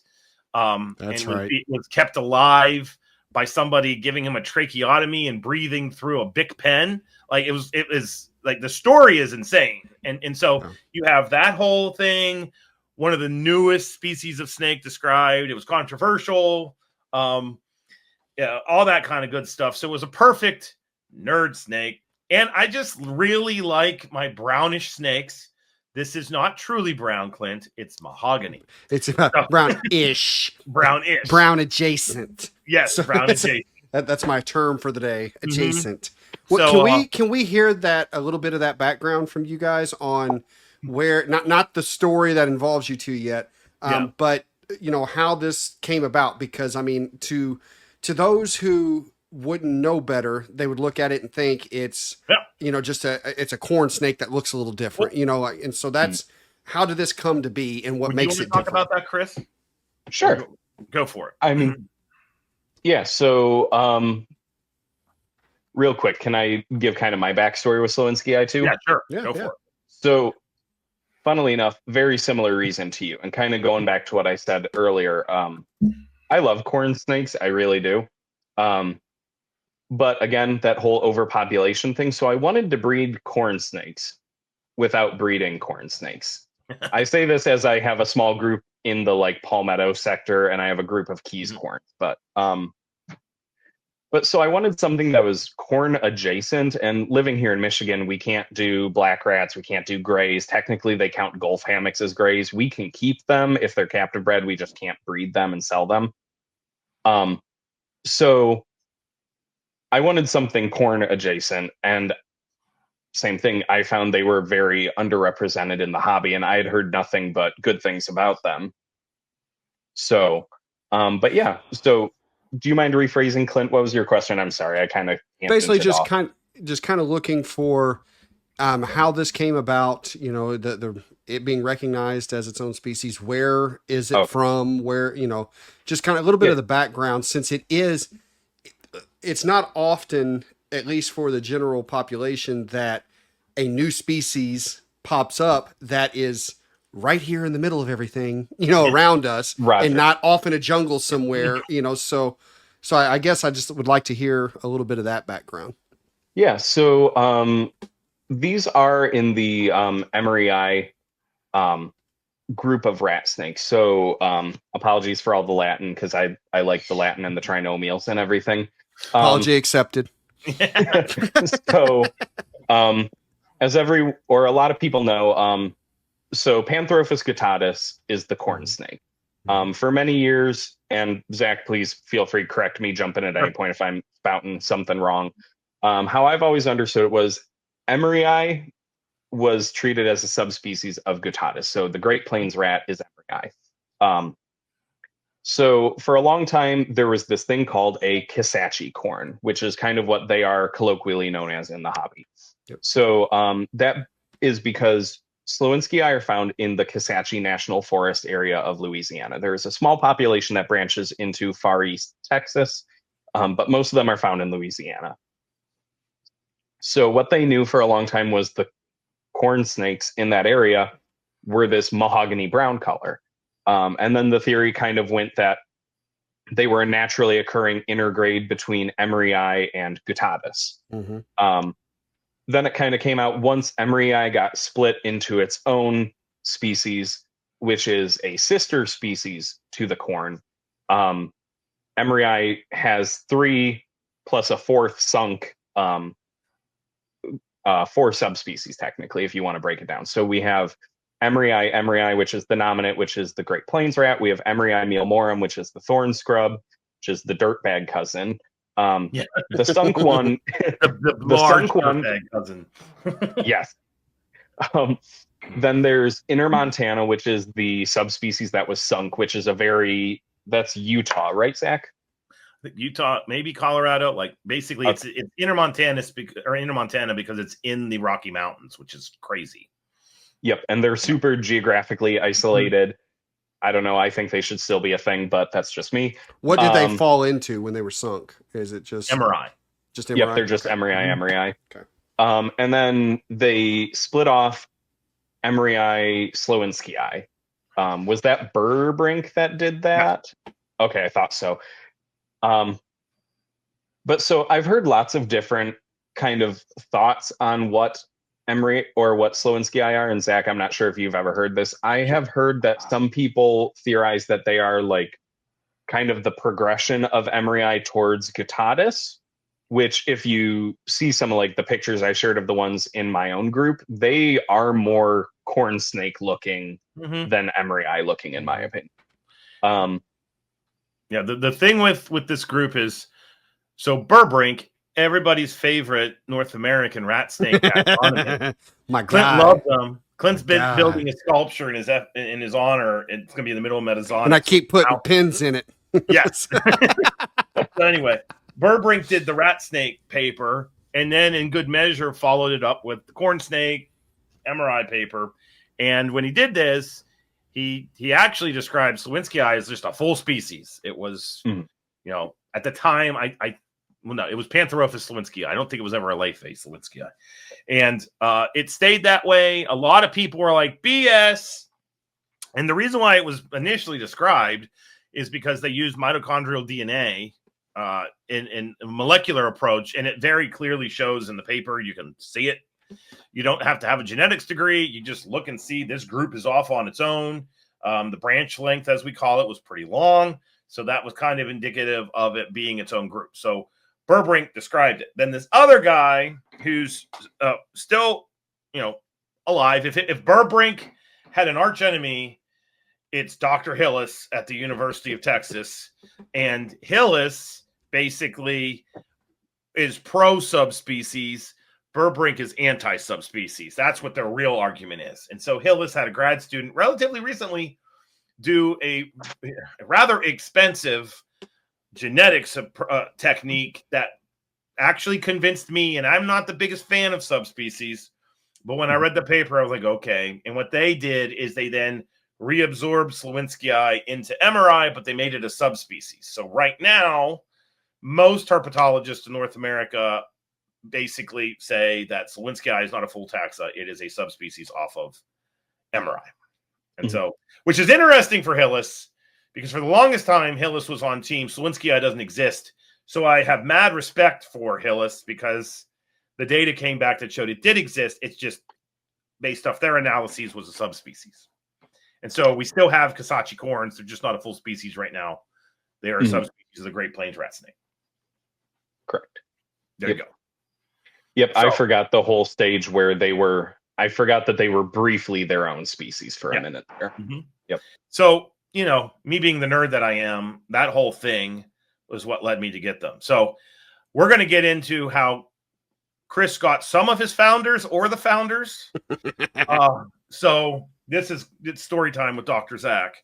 So I am a busy guy at the university, and I've got 3,000 hats that I wear and irons in every fire on campus. And I was going, I had people going to the All Ohio Reptile Show in Columbus, Ohio. We've talked about it a bunch. And before Clint, our offloading people were the Zirkles. So I think I've mentioned this before. I would rather infamously go from West Liberty and I would bring like 20 snakes to give to Rob and Amy. And then I would come back with 10. And then everybody at West Lib would be pissed at me because I was supposed to get rid of snakes, not bring back more snakes. Well, this time I didn't go. So I sent Kinsey, our animal care, my curator, over there because she wanted to go and look at isopods or something. And I rather infamously said to my grad students at the time, they asked, what are we bagging up? And I said, bag up all the corn snakes. We don't need any corn snakes. Well, to me, it's Slowinski eye. It is not a Kasachi corn snake. And I had bred corn snakes, and we were bred Slowinski eye one time, and I was raising a bunch, and I had some at home. And so I'm sitting at home on Saturday, happy that I didn't have to give up my day, and I get a random text from Rob. And it basically goes, hey, just so you know, those Kasachi corns went quick. And that was what I read it on my phone. And then I was like, wait, what the word that rhymes with truck? No. And so I immediately called Kinsey and was like, did you take the Slowinski eye over to Columbus? No, we just took the corn snakes. So I sat back and thought nothing of it. But then I sat there and thought, Rob knows what the hell a Slowinski eye is. Yeah. There's no way. And then I started talking to the grad students and found out that my Kasachi corns that I had raised from hatchlings, and they were big. They were like a solid 2.5 feet. Like, they were breedable. Right when I was getting ready to take them home, that's when they were taken, and they were purchased by someone. So at the time, I was pissed because I was like, God damn it, I don't know who's got these things. And so then I talked to the Zirkles, and they basically, oh yeah, Chris has them. So then I texted Chris and was like, hey, and I think I gave Chris a heart attack. Because I was in the basement of a biomedical building, and I just got a text from you that said, you have my Slowinski eye. And then the second message came through, call me. Yes. And I was like, oh crap, because I was so pumped to get them too, because I think I already had them at that point, or they were coming that week. Yeah. So yeah. Oh, I think you had them by that point. But then the call me was me to tell you, like, I'm glad you've got them and everything, and I have some more, that kind of thing. But because that was actually right when I was really getting into the king snake, so I was clearing out space. So my loss of Slowinski eye is directly correlated to Chris's gain, and Chris has done wonderful things with them. But yeah, ever since then, though, I do not let the students, if they're packing a box, the rule is Loughman has to see what is going in the damn box before the tape goes on the box. And if things are going to Columbus to be dropped to the Zirkles, or hopping in a van if we're driving to Clint, I have to see the freaking animals, because we're never doing that one again. So there you go. Well, I am glad to be a part of making things a better process for you. Yeah, there you go. Sorry again about that. West Liberty lore now. Yes. That's what you are. Yeah. So anywho, so with the Slowinski eye, if you don't mind, we're just going to do our species discussion. Yeah. Just talk a little bit about keeping them. Are they really just a corn snake? You obviously have corns there. Do you do anything different with them? What little nugget, if anything, separates their care from what you're doing with your corn? Before going into care, can we throw up some pictures? Oh yeah, sure. Of these, and give a little bit of description, so that, I mean, obviously they're going to look similar to corns for those who can't see them, but I guess I'd like for us to kind of paint a picture of what makes them look different. So if they were to stumble across these on somebody's table, know what they're looking at. Yeah. So, first thing you're going to see, so Zach, this is actually the male from that first trio. Oh, good. Yep, that's him. That's Dad Talled the babies. Yeah. So he's been a little bit of a horny bastard lately. Excuse my friend. Hopefully, with any luck, he has sired last year and this year's clutches. So with any luck, we'll go again this upcoming season. But yeah, so the big thing you'll notice about them is they do look a lot like a corn snake. They do have a more corn snake head stamp than I would say the Emery or the thorn scrubs have. Not sure if either of you two have kept thorn scrubs. I have. Yeah. Would you agree with me? They have a more angular, like wider head, and they have larger eyes. And they try to kill you. Slowinski eye are puppies. I have literally, out of all my Slowinski eye, the only one that has a bad attitude is the mother of this one, which is that really big female I got from you later on, Zach. She's a bit of a beast, but I think she's one of the F1s. There you go. Yeah. So real quick, go back. So some of the coloration on this one, what I would describe this as you said, it does. I mean, the head screams corn snake, to me, Yep. with the spearhead on it, that stamp. The coloration, for everyone, imagine a corn snake, but instead of any oranges or reds, that is replaced with a brown, and even on like the gray background, it's almost got a kind of a tinge of brown throughout that gray. And the saddles are brown, and the coloration of brown reminds me of there are Eastern milks that are red, but then there's similar. Eastern milks that are really brown. And that's what this coloration looks like to me, is like an Eastern milk snake that leans towards the brown coloration. So I used to tell people, if you want an Eastern milk snake in a rat snake body, Slowinski eye is what you want. Yeah, that's what it looks like. Yep. And one thing I always point out too that is very interesting about Sloinsky eye is all of mine have orange eyes. Yes. Interesting. And it can be very stark in contrast to the color of the snake overall.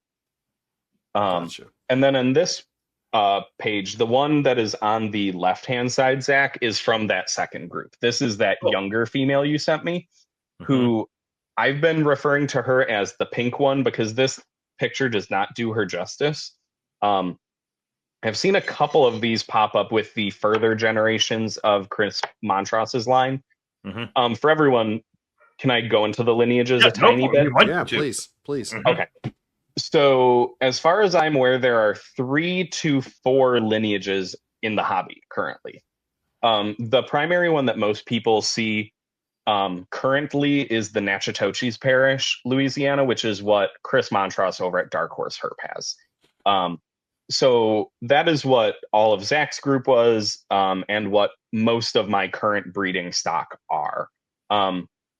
So I do have one younger female, and I've seen it with some of Chris's animals, that some of the F2s, F3s seem to almost, some of them get this like pinky reddish burgundy undertone, and it's really hard to photograph well. But this one female does have a bit, I don't know if it shows up for you guys, more of like a caramel rosy undertone.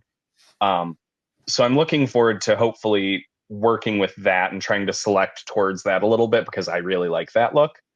There's a significant difference in this animal and the first animal.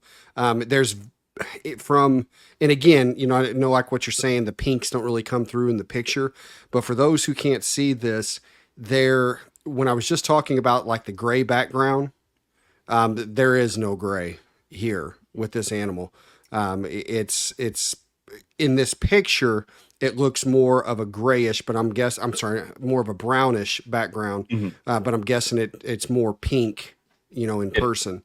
But just significantly, you can tell it's not a gray background with this animal. There's definitely a difference from this one to the first one. Yep. And then, so on the right-hand side of the screen is kind of the pride and joy of my collection. As far as Sloinsky I go, this is kind of like patient zero. Like I treasure this animal and I'm doing everything in my power to not have anything happen to him, knock on wood. So this is a Rapides Parish Slowinski eye. I have a friend who regularly spends some time down a little bit south of Natchitoches Parish, and he goes camping, and he actually messaged me one time because I jokingly told him, hey, while you're at your campground, if you see any weird brown corn snakes, let me know. And I kid you not, day one, he was like, so we're setting up camp. Is this what you're looking for? And he sends me a picture of this snake. And so meanwhile, here's me. Luckily, he's a reptile guy, and I'm pooping myself while he's sending me these pictures. Because if you look at this animal, there is so much orange in him compared. So he was up. So Natchitoches is to the north. Rapides is the parish. They share the southern border of Natchitoches touches the northern of Rapides. So Rapides has a small part of the Kisatchie Forest, but then if you go a little bit more, I think it's east, there's Alexandria area, which was roughly where this was found. So he was collected a couple years ago.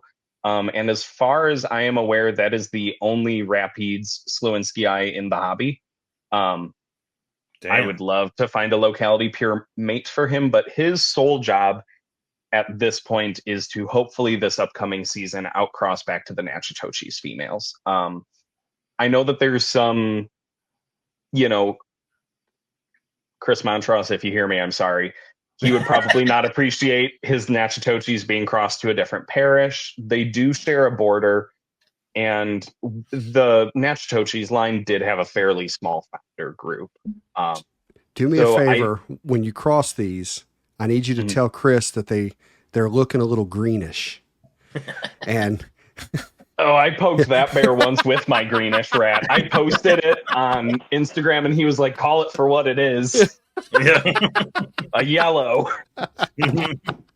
But yeah, so this male though, I would love to, said friend knows that if he's ever in that area and happens upon a female, I would give my left arm to have a locality pure mate. But at this point, I don't endorse people going out and field collecting stuff. But with Slowinski, there is all of the lineages have such a small founder group, and I'm talking less than generally 3 to 4 animals per lineage.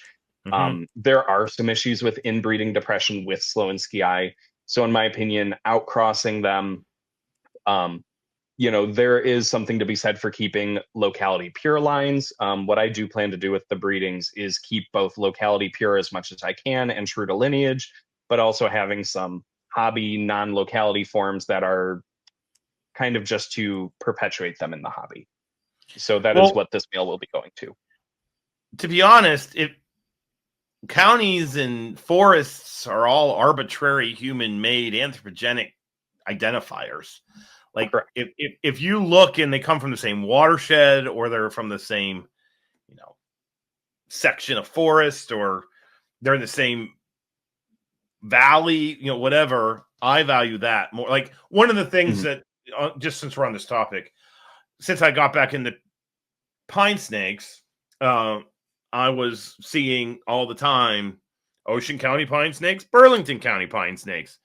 And I was talking to Jay Jacoby at Colubridfest, and he was like, they're the same damn thing. I was like, what do you mean? And basically, some of the founders for the Ocean Counties are within 10 air miles of the Ocean County stock. And if you read this book, you find out that the home range of a freaking male pine snake can be up to 15 square miles. So it's totally within the realm of possibility that those Ocean County genes are getting up to the Burlington County genes. The Burlington County genes are so, at times I feel as long as it's labeled, this parish and this parish, or a parish cross, they're probably, if we were to do what I do and look at their mitochondrial DNA or something like that, they're almost certainly all from the same haplogroup, given the geographic distance. So go for it, Chris. Yeah.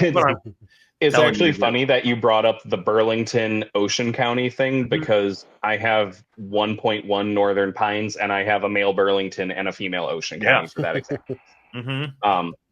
And even within Pituophis groups, I've talked to multiple guys who have said, just to go on the Pituophis tangent, because I like them.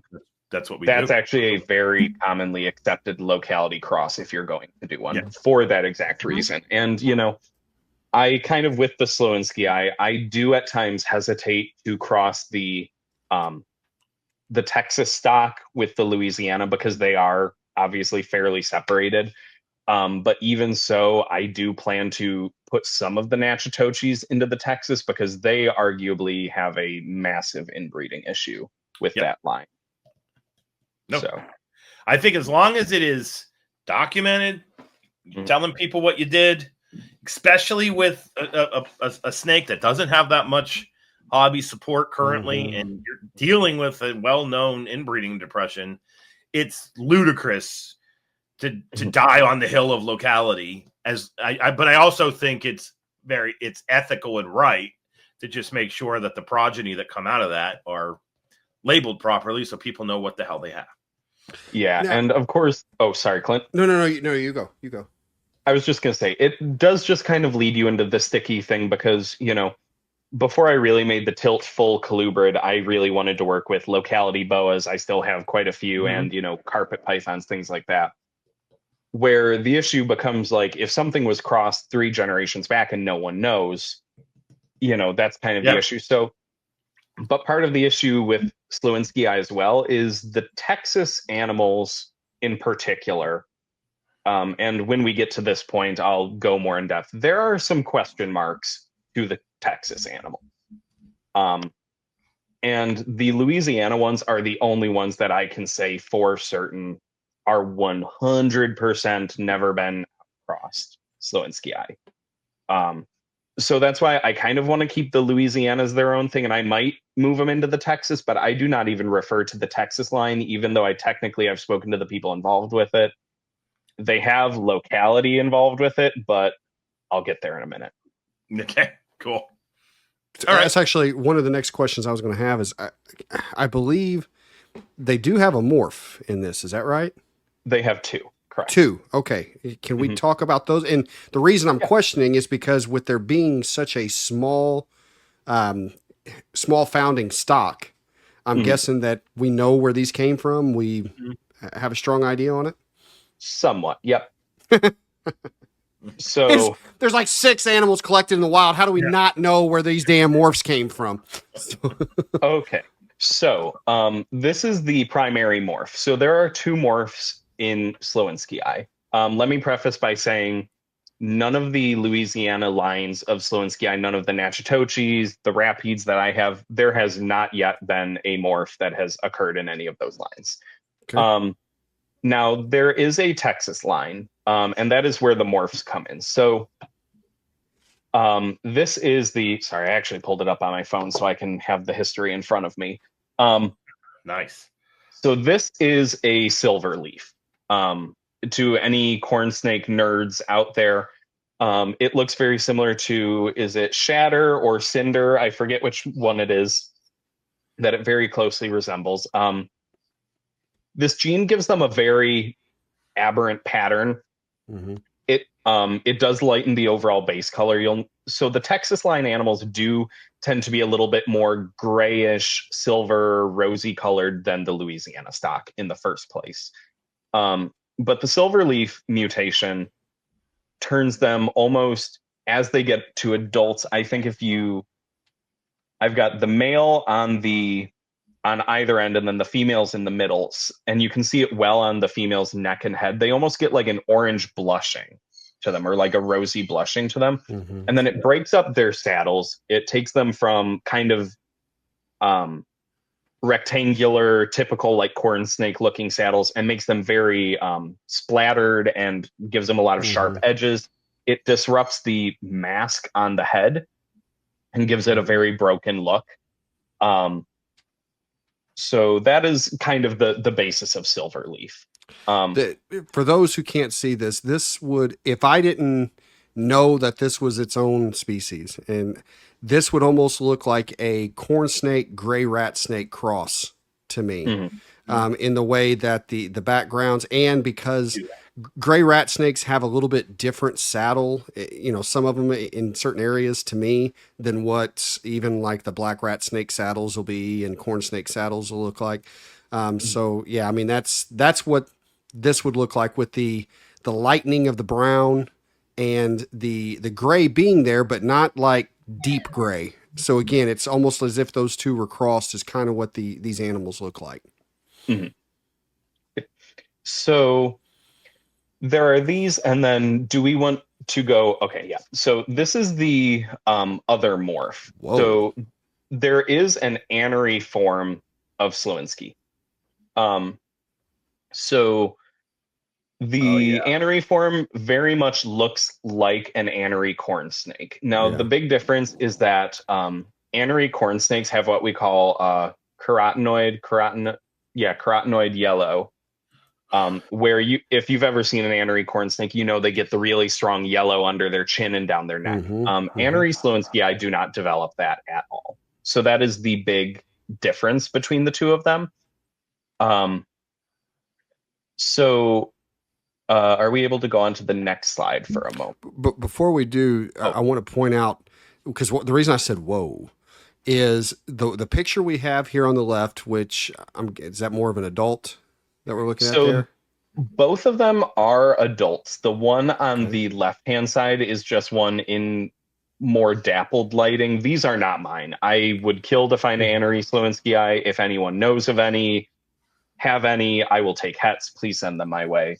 But been trying to find these for years. But they do have a very stark contrast compared to the Annery corn snakes, and I would say it's almost Yes. more dramatic. Exactly. And that's why I said, well, specifically the one on the right hand side, what, so, we see Annery in so many different species, and, some of them will look similar in the, let's call it the palette of the gray and the blacks, Mhm. but the stark contrast on that one, the only species I can think of that I've seen that crisp on are Annery Mexican night snakes. Mhm. They're very stark contrast with them when they're young. As they get older, they don't have quite as much contrast. However, if that's an adult right there, it looks like they still hold it. So yeah, I mean it's a very Dang. nice looking Annery. Yeah, I would say arguably they retain much more depth of that dark melanin or Yeah. whatever we want to call it. I probably got the pigment wrong, but they keep it much almost like how young corn snakes are very dark and very stark, but they keep it their whole life. Yeah. That's crazy. Yeah. And then of course there is then the combo form, which is honestly, in my opinion, one of the most gorgeous rat snake That's morphs really out cool. there. Really cool. So this is the silverleaf Annery. I forget what there is actually a name for this that was termed, but I forget what it's called. But it's really cool because as babies, they're almost like a blue and black color, almost, or like a steely gray blue. And then Yeah. as they age, they almost keep a little bit of bluish undertones in the saddles. So the one on the left is obviously a neonate, and then the one on the right is actually one that I was supposed to buy and work into my project, and then it kind of got ripped out from under me and is now in a non-breeding group, so with no mates. So we'll see what happens if she Yikes. surfaces again. So for those who can't see these, the juvenile, just as Chris described, you've got this kind of bluish slate gray background. You've got these black saddles. However, in the center, really, of these black saddles, you almost have this kind of patch, like a striped patch that goes across it, where the black saddles have white. Like you can see, almost like each scale has the center of the scale has a black dot, and the edge of the scale has white frost. So very, very cool looking animal.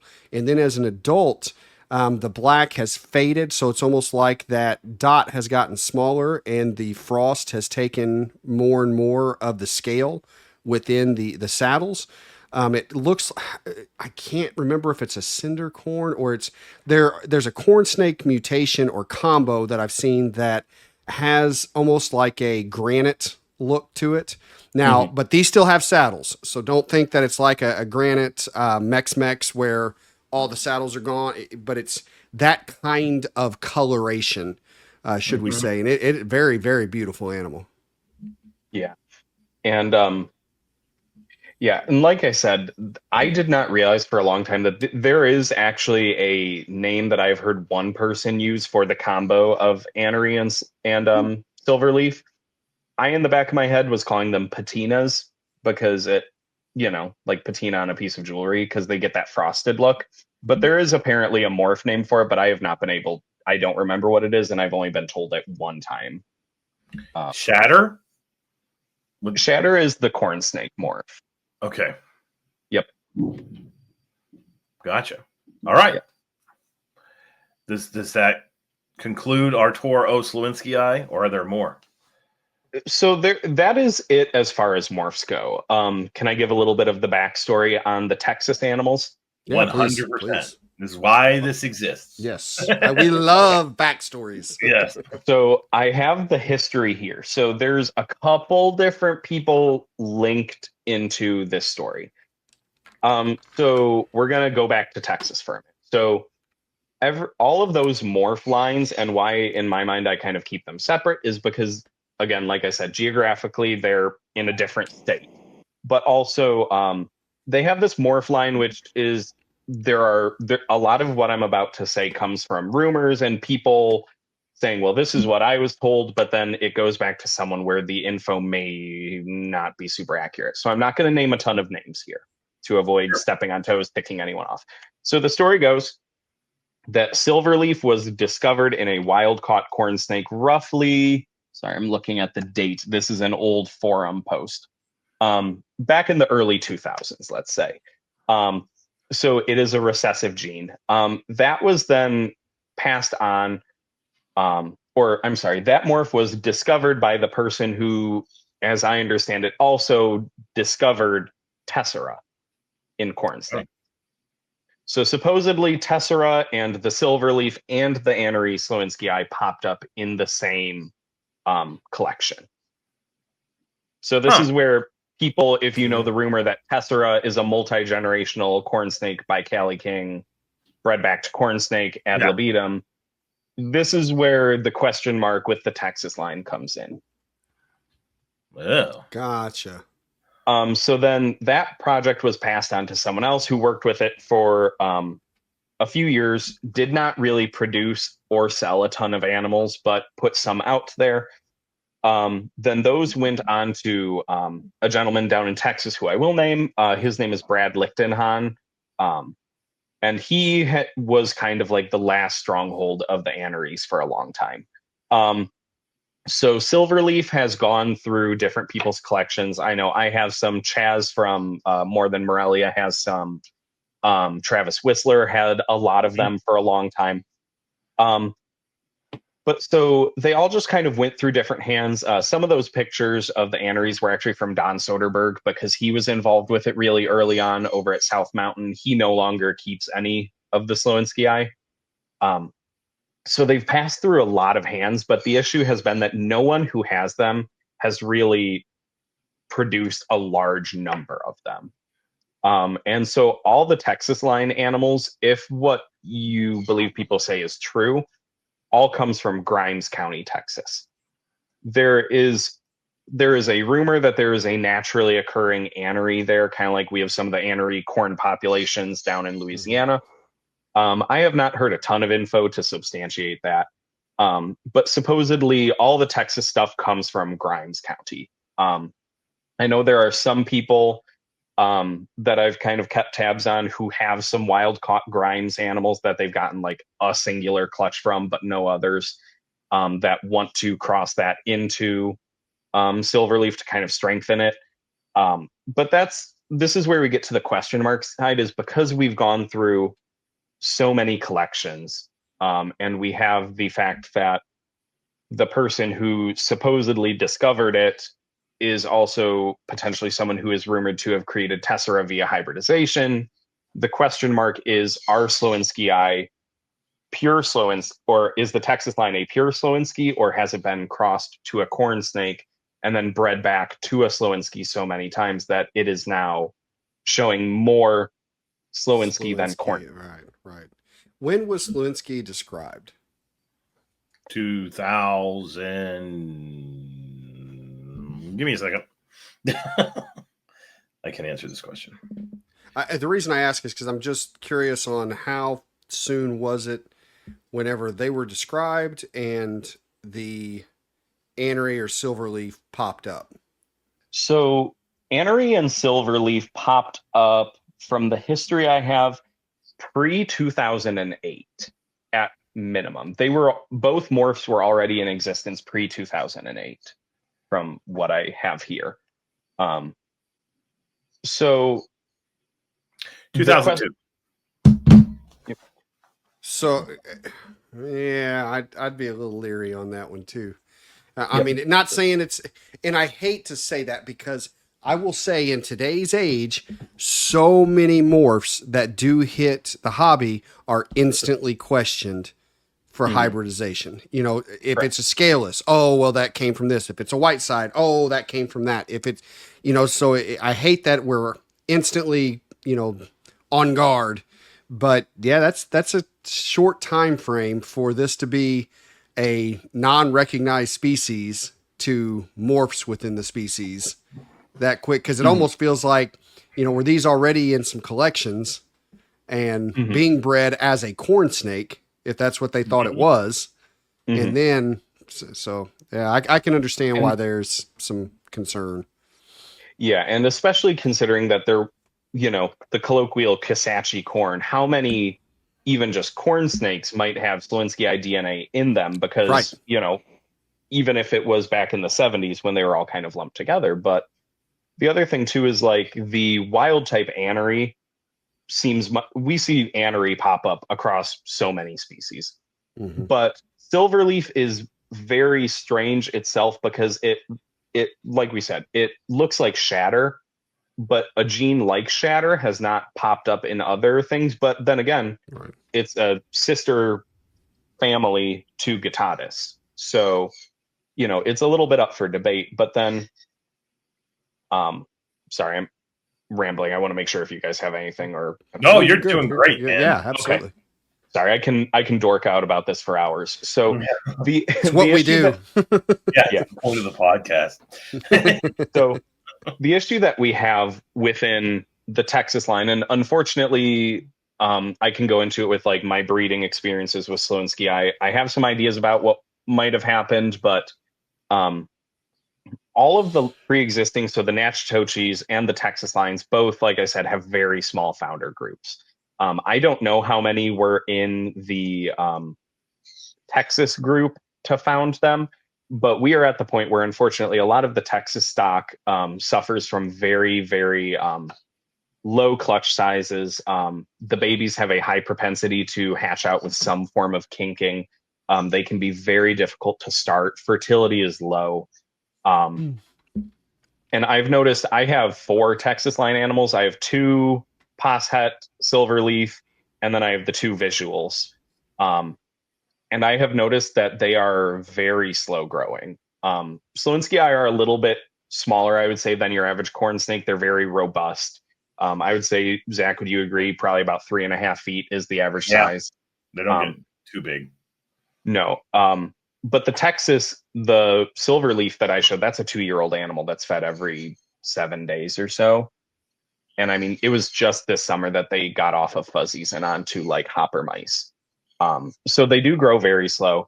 And then the issue I have had with the Louisiana animals is that, again, Chris Montros's founder group, he can please correct me. I feel like he also, from what we might have talked about, had a relatively small founder group. But he is able to see them from a distance and know they are his, which is something insane. The one and only clutch that I made, I put a random picture of them up on Instagram or something. And this is before Chris and I were like friends the way we are now. And I got this like rando text, and all it said was, "Those are mine." And I was like, well, no, they're mine. But then I understood those are my line is what he meant. Yeah. And then he proceeded to like buy most of them back from me. In fact, the only 2 or 4 that he didn't take are the ones you now own. So, because those were my holdbacks. So anyway. Yep. Yeah. So, the one thing, and this kind of goes into what you asked earlier about like how I keep them and how they differ from corn snakes and things like that. I keep a lot of my North American rat snakes the same. My general snake room, because like I said, I use a lot of overhead heat, but that actually raises the ambient temp of my room up into usually 82 to 83 during the day. So a lot of my North American rat snakes I actually keep at ambient up until they go into a larger enclosure because they just, you know, mid 80s, they do fine at it. So they kind of hang out in there, but then anything that is being bred, that is a breeding size adult, does eventually go into a 4x2x2. But the thing about Sloinsky that I have noticed and what I've heard other people say is they do require a lower temperature drop to trigger breeding. Mine actually will go down to about 55 degrees over winter. And I have, whenever I set up for breeding, I generally do a trio. So I do one male and two females, and then I put them into brumation together, and they go down to about 55 degrees for about a month and a half to 2 months. They get no food during that time. Usually they spend their entire time holed up all together in a pile. And then they come out, start slamming them with food. They've done really well cohabbed together. I've only ever one time had a female kind of like finish her mouse and then go right after the males. But otherwise, you monitor them. They do very well together. The male usually goes into breeding mode sometime around March, is kind of a relentless ass. But I've seen a little bit of courting and chasing recently. I've got him with the females that I'm going to breed him with for this upcoming season now that we're starting to wind down. And yeah, I've heard that a lot of people say that they need lower temp drops than corn snakes do to trigger breeding. And I'm not sure if it's because, we're also we're with a species that's only at, F2, F3, and they still need more of a trigger to breed them. Mm-hmm. I haven't gotten any of the Texas line animals to breed. Sorry, lost my train of thought. But what I saw last year was a lot of the eggs I had. I got 17 good eggs from a first-time mom. That's a big. It was a really big clutch. So I gave her this year off. She's recovered nicely, so she'll be going this upcoming year again. The issue I had was 13 of the eggs made it most of the way, and then halfway through incubation, almost exactly halfway through, all but 8 of them died. And I had an older incubator last year. It was having some issues. I had a Govee in it monitoring, and it was not staying as stable as I wanted it to be. So I ended up having 5 hatch out, and all of them basically hatched and died. I had a lot of domed heads. I had one that was partially fused down its body, a lot of kinking with all of them, which was super disappointing. Last year, I believe I was one of 2, if not the only person in the country producing them last year, because there's not a lot of us working with them. And then this year, I did hatch out 2. The sibling to that female that went last year was a first-time mom. This year, she gave me 13 or 14 eggs, 1 slug, and but she laid them in a cork log, did her best. So I found them all dried out, and they did not make, or most of them did not make it. I had, again, 8, I want to say, that made it more than 3 weeks. Then I went down to, then I had 3. So 1 hatched out and had a massive kink, like down right near the cloaca, was struggling to pass season. Unfortunately, did have to be euthanized. There was no way. I mean, it was struggling to even move its back end. So, so the other 2, one is a male and has a the very last vertebra of his tail is slightly hooked, but otherwise he's perfectly fine. So I'm hanging on to him for now, just to kind of see what happens. And the other one has a kink in the tail, but I have a new incubator this year. Everything stayed at a consistent temperature, like within a 1 degree range for the entirety of incubation. Humidity didn't spike anything crazy. So I'm going to try next year incubating more, instead of at 81, 82 degrees. I'm going to try in the upper 70s, because I've heard that might also be, they might need a lower incubation temp and doing them for longer, because they also hatched at 54 or 55 days this year. Oh, damn. Yeah. I think that when we did my clutch, I threw them in the incubator that was 78. Okay. And they all came out. I mean, it was, well, this is what ended up happening. It was my first time with the pair, and then I cooled them and I put them together, and I got this clutch, and I was like, oh, well, these guys are just a corn snake. And then the next 3 years, nothing. It was like, Absolutely. No, I had beginner's luck. That's literally what it boiled down to. And I put them in the infamous corner, and they had to have been getting down into the upper 40s, low 50s, because they got no special treatment. I didn't put them up like the Florida Kings, they go in the top, so they get a little bit of extra heat. And anything I don't know, I kind of go on the side of, we're going to make you too cold. And you're likely not going to, it was a North American snake. So I was fairly convinced I wasn't going to hurt it or kill them. And of course that came out to be. And then the subsequent years, it didn't get as cold. And so I do think you're onto something with they might need to be colder. And it just is interesting to me. So anyway. Yeah, considering how far south they are, the adults that are cohabbed together, they actually, I do not have any heat going to that enclosure. I do keep my house year round. I generally keep the ambient of my house because I am also a lizard. I keep it somewhere around 73, 74 degrees year round. So the nighttime in that room is about, so these guys actually have the distinct honor of living in my bedroom because I picked a terrible drafty room to be my bedroom, and the snakes have the warmer end of the house. Nice. So they're in a corner close to a window where it kind of like your infamous corner where it gets to 55. But like right now it'll be 70 degrees overnight and it'll be about 76, 77 during the day, and they're rocking and rolling year round. Last year, I threw them each like a small meal in February, and they still digested it within like 2 days. No one had issues. So they do seem to be very cold resilient as far as rat snakes go. I wouldn't do that with all species by any means, but they do seem to be very resilient. Cool. And they've done really well at ambient, even down just in winter. Like I said, they go down to 55 sometimes. I had a period where I lost power during an ice storm for 5 days in February, and they were rocking and rolling and still moving around. Oh, damn. So the cold does not faze them. So then care, it sounds like there's nothing really out of the ordinary with their care as far as a North American. It's kind of status quo. It's just if you're breeding them, we might need to get them a little cooler.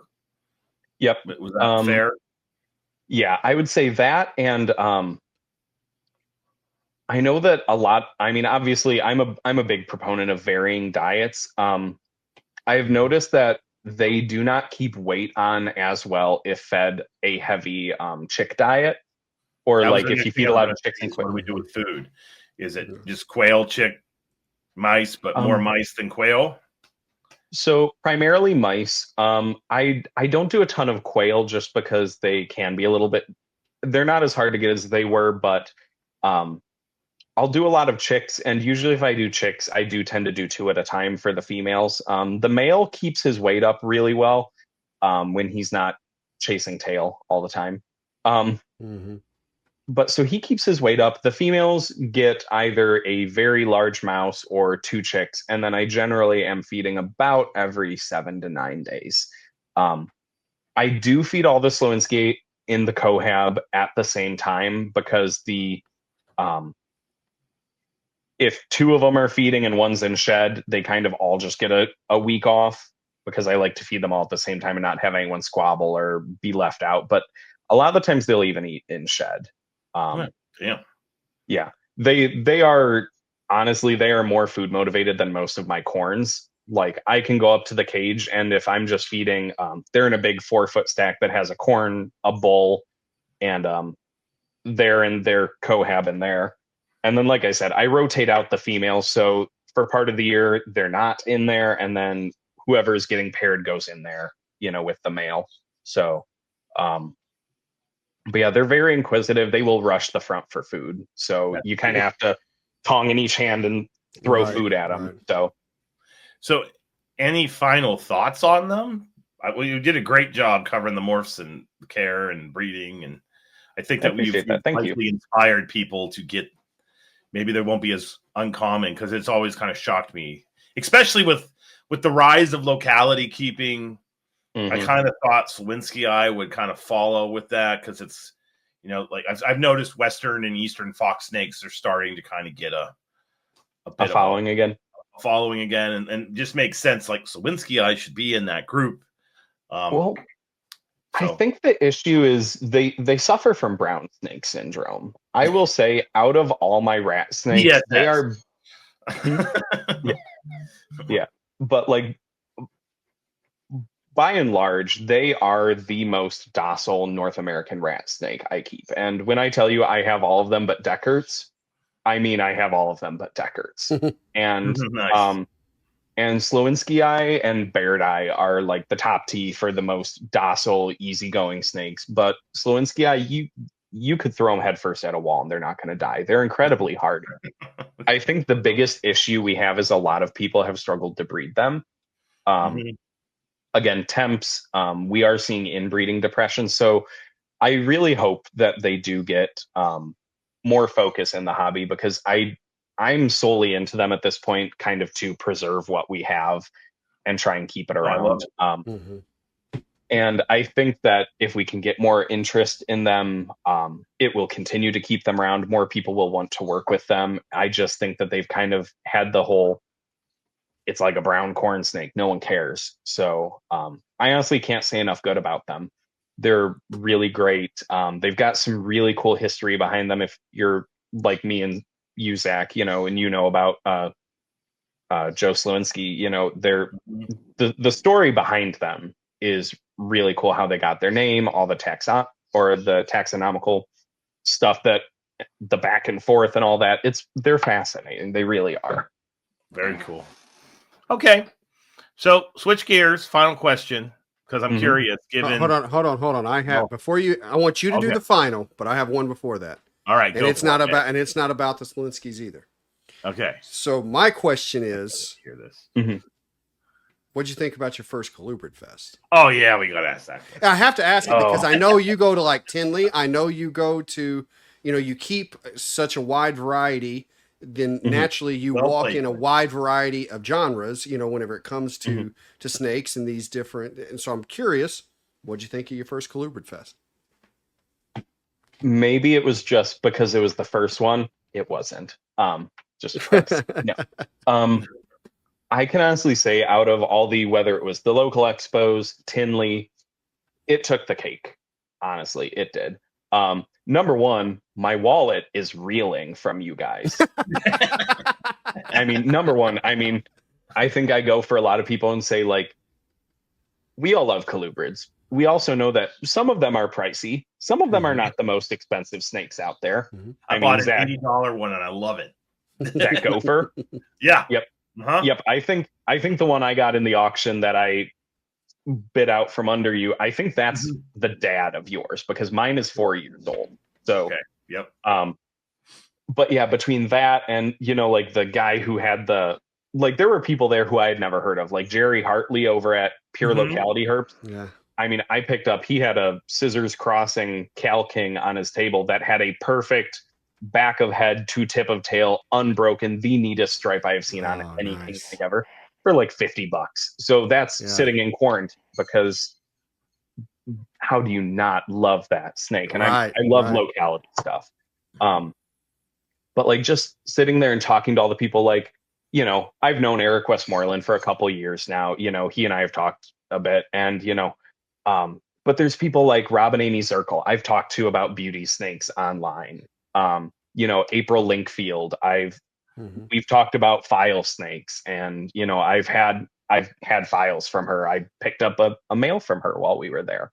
You know, it was the sense of community and like finally connecting with people. Like, you know, Zach, when you came up to me, we were talking about the damn spiny-tailed iguana that ruins my life.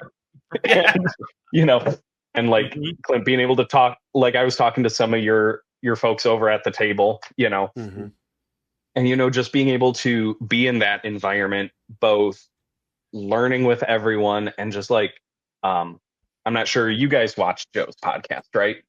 Yeah, I caught it. Yeah. Yeah. If you caught the one with Phil over at Wellington Exotics, I've talked to him online and all that. I didn't know he was there. Someone I knew was like, "Oh, Phil's over there." And I was like, "Phil King?" and like ran over there, and I was like, hey, and I had my shirt on with my logo on with the Slowinski face on. He was like, hey, and we're all, so there was a lot of that. And it was like people that you've talked to online, but then once you know who each other is, you're sitting there, you're pulling out your phone. Oh, look at this. And, and the camaraderie and everything was excellent. I think I speak for a lot of people in the hobby. There's been a bit of burnout this year, and it was honestly everything that I think I needed. And I will be there every year if it means I have to forego the fall Tinley, because honestly, it outcompeted Tinley 10-1. Like there were people there was one guy, his name's Paul. Paul, if you're listening, shout out. He lives local to me and Kristen from Stygian Exotics. I didn't know that he's like 40 minutes from my house. Like, nice. And we talked, and now we've been talking almost daily since Colubridfest, just talking about the new heads we picked up. Like he picked up an indigo snake there, and we're just talking about that and file snakes and all this stuff. So it was great. And I honestly say anyone who is on the fence about going, make sure you go, because you don't know it. I just found out last night. I did not realize. And if you're listening to our show, message me. I want to get to know you. We had someone from freaking Montana. Mm-hmm. I did not know we had someone from Montana. I mean, California, or are you talking Montana, about Mason? Utah. Yeah, Mason. Oh, crazy. I was hanging out with him. Yeah, I was hanging out with him and Phil on Sunday. I mean, it was incredible. Like people that, like Mason, I didn't know he followed me on Instagram, because you don't always know all your followers. And he was like, "Oh, I know you," and I was like, "Dude, who are you?" Because like, or there were people that have messaged me, and you don't put the face to the faceless account, and I felt so bad. There was one guy, and I messaged him. I was like, "I'm so sorry, I didn't recognize you because I've never seen your face." Or Montross came up to me at the mixer and like was like, "Hey, Chris," I was like, "Hey. Who are you?" Yeah. And he was like, "It's Montross," and they like ran away. I'm saying it here. Mickey, you don't listen to our show as much. I don't know. So Clint, we got to make this happen. A lot of people were saying it'd be really cool if on the badges there was a place to put our names. There will be a place to put names on the badges. Yeah. As a teacher, I do that. Like I literally make the students sometimes put up this little trifold so I can learn their names. And I think all of us felt bad because people would come up and they talk to you. Like we know each other because of this stupid black box, but we don't know each other. And so having that thing with this thing dangling around your neck and it says, Zac Loughman, Chris Chaffin, Clint Bartley, then people are able to, so that is something that is that will be happening. Even if we have to have the badges and then, hello, my name is, I actually think that might be fun. We'll be able to get right there on the badge. Yeah. I mean, it's funny. Just a quick side story about, a name on a badge like that. I remember one of my probably first 3 or 4 Tinleys, because again, I've been doing Tinley for a long time now, had my badge on at Tinley and it had my name. And I got on an elevator and there had been for all of us who remember this, a BOI post that I had made. You guys remember the Board of Inquiry on fauna classifieds? Yeah. It's probably still there. Well, I'd made this post on there about a bad buyer, and we had, I put all the information. And I mean, it got like 300 responses, and I mean, and all this. Well, so it was a big deal at that point, but it had been a year since that happened. I got on an elevator in Tinley, and a guy steps in. He looks at my badge and he goes, "Clint Bartley. Hey, you had sold a guy a blah, blah, blah." And he knew that whole BOI story. I mean, someone I never met before, but as soon as he saw my name, he knew exactly, who it was. So yeah, I think that having names are definitely going to help us all out, because to your point, there's insane. I mean, there's so many people I've talked to or engaged with, or they've purchased an animal and we've had a little bit of back and forth, but until you see the name, because you've not, I said it's either have their name or have their freaking Facebook or Instagram, well, picture on there, because that right there, that's how I know you. Yes. So cool. Yep. Well, thank you for that review of Colubridfest. It was definitely cool having you there. I know that I came back Saturday night, was like, it was after the auction. I was insanely tired. I had told myself, I was also sicker than a damn dog at that point, and was like, you are not talking to anybody. You are going to your room and you are sleeping. And then I felt like you were there. A couple other people were there. And then I sat down, and then, oh my God, James, of course, with his freaking alcohol, one beer. I was like, okay. And then the next thing you know, an hour and 15 minutes, an hour and a half went by. I was like, damn it. But at the same time, not damn it. You know what I mean? Because we were trying to I kept trying to be like, okay, guys, let him go. But then we kept reeling you back in. Yeah, no. It's just too cool. Anyway. All right. So that's your review of Colubridfest. Now, final question, because I think this is great, given the fact that you are a keeper, you are a breeder, you know, you do the locality thing. You also buy things because they're cool. And you're in all facets of herpetoculture. I mean, you even have that wonderful spiny-tailed iguana that I love to watch the Instagram updates on. So in your view, herpetoculture, the direction it's heading, is it a good direction? Is it a bad direction? You can, by the way, given you've got your toes in lots of pools of water here, you can do broad herpetoculture, you can do colubrid herpetoculture, whatever the hell you want to do. Just what is Chris's opinion on where this discipline, hobby, whatever you want to call it, herpetoculture. Yeah, so I think overall we're headed in a really good direction. I think the advances we are making in husbandry and one second, sorry. That's okay. I had a cat stealing a car key, and I'm like, you don't need to chew on that.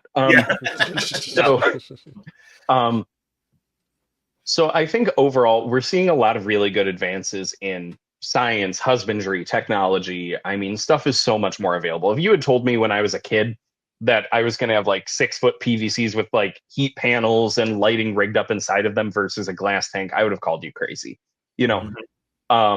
So I think there's a lot of really good things happening. I see a lot of people focusing and really channeling what they like. And I see a shift more in keep what you enjoy versus what is going to bring you a paycheck. Right. Yep. And I think that's another really big thing that a lot of people are not or need to focus on. But I also think there's a lot of people who, there's a lot of, I think at times there's a lot of division in the hobby. And I think that to move forward as a hobby, we need to understand that there are ways to have constructive conversations and professional debates without pointing fingers. And that is the one thing that I think is a big holdback in the hobby right now. I think there's a lot of people who they want to be in their camps, and it is great to have a 6-foot bioactive for your corn. If that is what you want and your animal is thriving in that, I am so happy for you. I will never tell you not to do it. But also, I think that there's a lot of people who need to listen to the people who came before them, who learned through trial and error, who made mistakes, who kept the hatchling corn snake in the 6-foot cage and had it get out through a vent hole. To tell them, hey, maybe keep it in something smaller. Hey, maybe do it this way until it's established, So I think that if we can kind of, as a community, at times put aside our difference, have an adult conversation, have an educated, well, this is why I do things this way. Like one of the guys I met at Colubridfest, he keeps almost everything on a fully planted bioactive. I murder pothos. I have killed so many pothos because I have 3 monkey-tailed skinks. Do you know what they would love to eat? 3 pothos. Yeah. I can't keep the damn things alive. I will never hate on a bioactive keeper for that. So I think as long as we can have these adult conversations and realize that some people keep differently than us, and that's okay. And just really connecting, and we're all here for the same thing. We all love weird animals. I love brown snakes. You love brown snakes. Clint, you like colorful snakes.